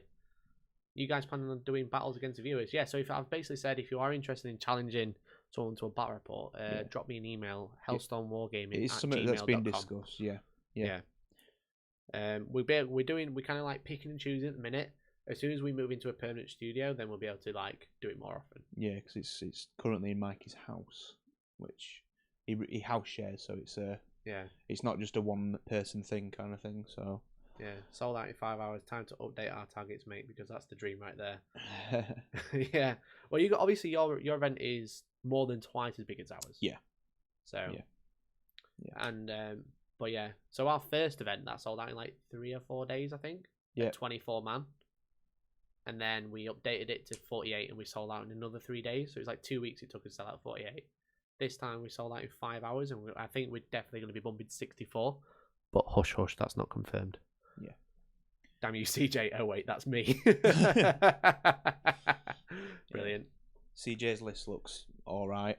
Yeah, I'd swap 25 grots are really good. I'd swap your hemlocks for Crimson Hunters, though, mate. Personally speaking. And then upgrade the homunculus to Urian Rakarth. Urian Rakarth. Yep. Yeah. The Rakarth flesh. Pin. But that's me. Harlequins for the win. Maybe Harlequin bikes, nothing else. Yeah, I'm be interested to see if I can do like a little soup list with Harlequin bikes and shiny. I want Yanari bikes. That's what I mean. Yanari Quinn bikes. Yanari Quins. Well, you're not borrowing mine because you're not rebasing all mine as well. Come on, go on. Let me borrow them this weekend. They're like one of the only. Have we got actually room for the Harlequins? Yeah. Because they are just at the bottom of my shelf. Yeah. I'll make some space, don't we, buy? We got like. Doesn't mean you can use them. They can come here. Though. It looks a bit of a mess, but you just like all the armies. Studio armies. We got like Ariva, we got the Orcs. We got all the Orcs up there, Eldar, and there's an empty shelf where my Yanari belong. And then there's Tau, Iron Warriors, Eldar, Thousand Suns, and then my Spooky Boys. Yeah, but that's not all of it. It's a bit horrific. Yeah, that's not, because I've obviously got the Beltan, the Drakari. What else have I got mine? Emperor's Children, rest of the Tau. I apologise for that terrible camera work there, guys. It's in reverse, so I kept going the wrong way. What else do I have at mine? Is that it, isn't it? Yeah, so this is basically our studio is my dining room. So this is my dining room. It's really cool. I'll show you. Terrible camera work again. I've also got, this is where my armies are. There's my new Nurgle army, my Blood Ravens, and then my Knights on top. And Star Wars Risk, obviously. Yeah, which is technically mine, but yeah, you can have that. James Ellis says I can borrow his Yanari bikes. Yanari Quinn bikes, Dan. Yanari. So, yeah. Go for it. Do you fancy coming to Element this weekend for watch me play 5 games? It's a shame you've submitted your list. That's why I asked, because you could have borrowed some of the Harlequin stuff. Yeah. Mohawk Miniatures, I've got access to a fully painted Blood Angels army if you don't get around to painting Elliots. Interesting to know. Interesting to know. Blood Angels are crap, though, so. Working Harwood. I'm only kidding. No, I've just been thinking about. You can make Howling Banshees like really hard to kill. That sounds daft. Yeah. How messy is the table? Is it quite messy? I was going to show people the table. I mean, we've got packets and we've got packets. Is it from the food reviews? So Yeah. So I'll just, because not a lot of people realise. So you've got like all the armies there, and then you got the gaming table there where Dan is. Look, it's double Dan! Hooray! Hooray! Yeah. So there you go. Proper gaming cave. This is the Hellstorm studio. Yeah, for now. I.e. my dining room, because my front room is there.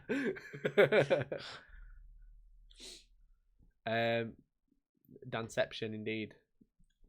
How cool is that? Imagine multiple meetings, it'd be horrific. I'd want to kill myself, honestly. Yes. Exactly that. So, now you've seen the full tour. Yeah. Is there any other questions, or shall we call it a night? Because it is 10:15. I've got to take Dan home. We do need some ideas for battle reports, though, now, because I think we've done everything we have currently. We're going to have to go through them again. We are going to have to We'll start from the top. Does anyone want to request a battle report? First come, first served. And don't be stupid about it. Oh. Powerhouse. Hello, Mike. I mean, Power. Pine House. Powerhouse. It's all on you. More ITC bat reps. That's not a matchup. Nids versus Knights. Need more Harlequins. Okay, so Nids versus Knights. That means Elliot and Alex. Yeah. So that's one. Pencil it in. Any more? Drakari versus Nurgle soon. Once my Nurgle army finished. Orcs versus Drakari. That'd be Chaos great. Mutilator spam versus Orcs. Jesus. That'd be quite fun to watch, though. That Mm-hmm. Emperor's Children Mutilators, so they all fight first in every combat. Rip. Orcs vs Drakari could, definitely one. Blood Ravens versus Guard is a good one. Yeah.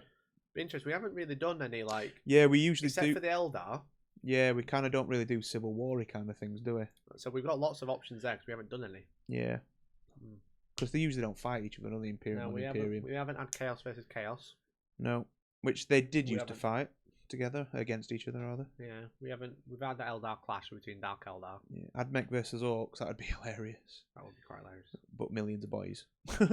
God versus Orcs is a good one, but you've only got 32. Unless, we got Andy's. We got Andy's. We got 32 and Andy.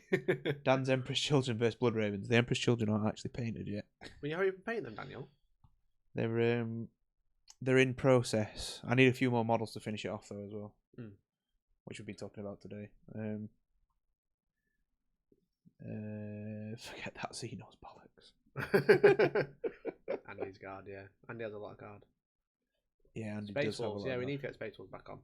I do like the Space. So I've got a soft spot for the Space Wolves, which is funny because I'm a Thousand Suns player. Bring as well. in that model versus the guard. I'll try my best to this one, would love to. He's Wait. built. Where's Toby? He's literally chilling. He graduated today. Lives. He has graduated today, yeah. So he's probably Congratulations, Toby. currently getting drunk. Well, he better be, else I'd be disappointed. Yeah. Toby's been working on some real life stuff before he comes back on. Yeah. Space Wolves versus Flash Kits. Neil, go and get some Flash Kits on go. Yeah, Neil, you could probably make them as well. You just need to make little pirate hats for them all. Yeah. Looters with pirate hats. Looters with pirate hats, yeah. And on knobs. I mean, is it Cromlech that do the pirate hats heads, don't they, I think? And Spellcrow. And I think I picked Spellcrow. some up at the weekend, actually. Yeah, no, yeah, in your little set. Yeah. 'Cause that'd be quite cool. A Freebooters army. Yeah. Freebooters army would be quite cool. Pretty actually. dope. Would be pretty dope. Yeah, I mean, you could have your loyal 32 versus an entire army of orcs. That'd be quite funny. That'd be well fun. Space Wolves versus Flash Gates. We have some on the shelf. I think we might have some knob things with big guns that might be Flash Kits on the shelf, to be fair. Right, okay. We can have a look. We can work that out. We can have a look. What about 3 Assassins versus Orcs? Did you get stoned at damn? No, we don't do anything like that. We're proper. Inquisition and Sisters Battle versus Guard or Marines. I'm working on the sisters. Yeah. Don't worry. We've got some assassins you can use, Dan. Yeah, I've got 2 assassins myself. I need the third one. I've got what's his face, Eisenhorn and Greyfax as well. Yeah, which I could use. So that's one. I mean, I don't think I put anything on socials ever. So in a couple of our group chats, I've put out what I've been doing. I've literally spent 3 days trying to strip the sisters. Yeah. Rude. But, hello. But yeah, they've taken a right hammer in with the paint stripper. Yeah. So soon, among other projects. A bigger battle than standard play. Yeah, that again, that can be. Yeah. As long as it's not orcs. Not orcs. No, we ain't got enough time for that. Ain't nobody got time for that. We could probably do maybe more Eldar or more Tau. I mean, more Tau on the channel. we did do the 2,500 point one, the Tau versus Ulthway. Yeah, we can do more like that. We can do more like that. Are you playing with that dice tray that I got from Gustav? Yeah. Can you show everybody? So we're hoping to go to this place next year. Yeah, Malmo Wargaming Weekend you go. 4 2019. Yeah. Were there many orcs at that event? I think like 4 or 5 players are playing orcs. Yeah. Pretty cool. They're using either new codex or not no codex at all, but I think everyone just opted to use the codex. Yeah. A 4-way battle. Yeah, we did that at Christmas last year. Yeah. So maybe we'll do it again. sorry, Nick. Maybe we do Knights vs Drakari. Maybe move block. So I think that's it. Yeah, we've got quite a few there. We'll go to the drawing board and see what we can do. So we need to buy a drawing board firstly. That's the first thing to put. We on the could just draw on your wall. Or Elliot. Yeah, Elliot'd be quite We good. could use Elliot as a drawing board. Pin Yeah. stuff on him. Pin the note on the Elliot. Guaranteed I'll get him in eye. Yeah. So there you go. So guys, That's it. thank you very much for watching. It's been a blast. Thank you for sticking around at the end to ask questions and stuff. Our next podcast is in 2 weeks' time, and that'll be me talking about Element Games Grand Slam and hopefully talk kind of like edging ideas because it'll be the couple of days before Heat 3 at Warhammer World. Yes. So that'll be interesting. Our next battle report. our next battle report is tomorrow on YouTube. It is Imperial Knights and Raven Guard versus Drakari. Yeah. Which should be quite interesting. Bit of witch An and Cabal ITC action. mission that isn't a tournament mission, technically. It's just an ITC mission. Yeah. So that's free on YouTube. And the next premium battle report will be Orcs versus Orcs next week. Yeah, should be Orcs good. versus Orcs. We'll see how we got on with editing because I'm at Element Games So Grand that Slam is our this weekend. first kind of Civil War one then, isn't it, really? That is the first actual Civil War one, yeah. Yeah. Orcs versus Orc. Yeah, which is the actual Orc player, Billy, Versus another Orc versus player. another Neil. Orc player, Neil. Yeah. So I'm at an event this weekend, so I'm going to be editing with it whenever I get some spare time. I'm free, so I'll probably be manning the socials. Yeah. But yeah, don't forget, if you want to have a chance to win Blackstone Fortress and the box of Space Marine Heroes, then do become a subscriber on hellstormwargaming.co.uk, Yep. where we upload all of our videos and extras for you for a low cost of $3.99 a month. And if anyone does actually want to send us a message on Facebook, we all have access to it, and probably one of us will get to. So, send your requests for games there. Yeah, we've got. I said we've got the website, which has got a forum. And that, yeah, we've got the forum as well. Which is we've really got cool. t-shirts on the merch store at shop.spreadshirt.hellstorm.co.uk/Hellstorm Wargaming. Are you sure? We've got Facebook, we've got Instagram, we've got Twitch. We're on live on YouTube as well. We've got Twitter. Dan's got everything. Instagram. We've got Discord. We've got all the stuff. It's all in the description. Yeah, you'll find your way to one of us. Yeah. Too long didn't read. Alliance Open was awesome. Yeah, thank you everyone Were at very Alliance. nice, and so are chili pork Yeah. pies. Thank you very Yeah. much for watching, everyone. We've been Hellstorm Wargaming. That's been Dan, who's also Hellstorm Wargaming. You guys are amazing, and hopefully we'll catch you in the next one. In Have 2 a good one, weeks. guys. Bye-bye. Bye.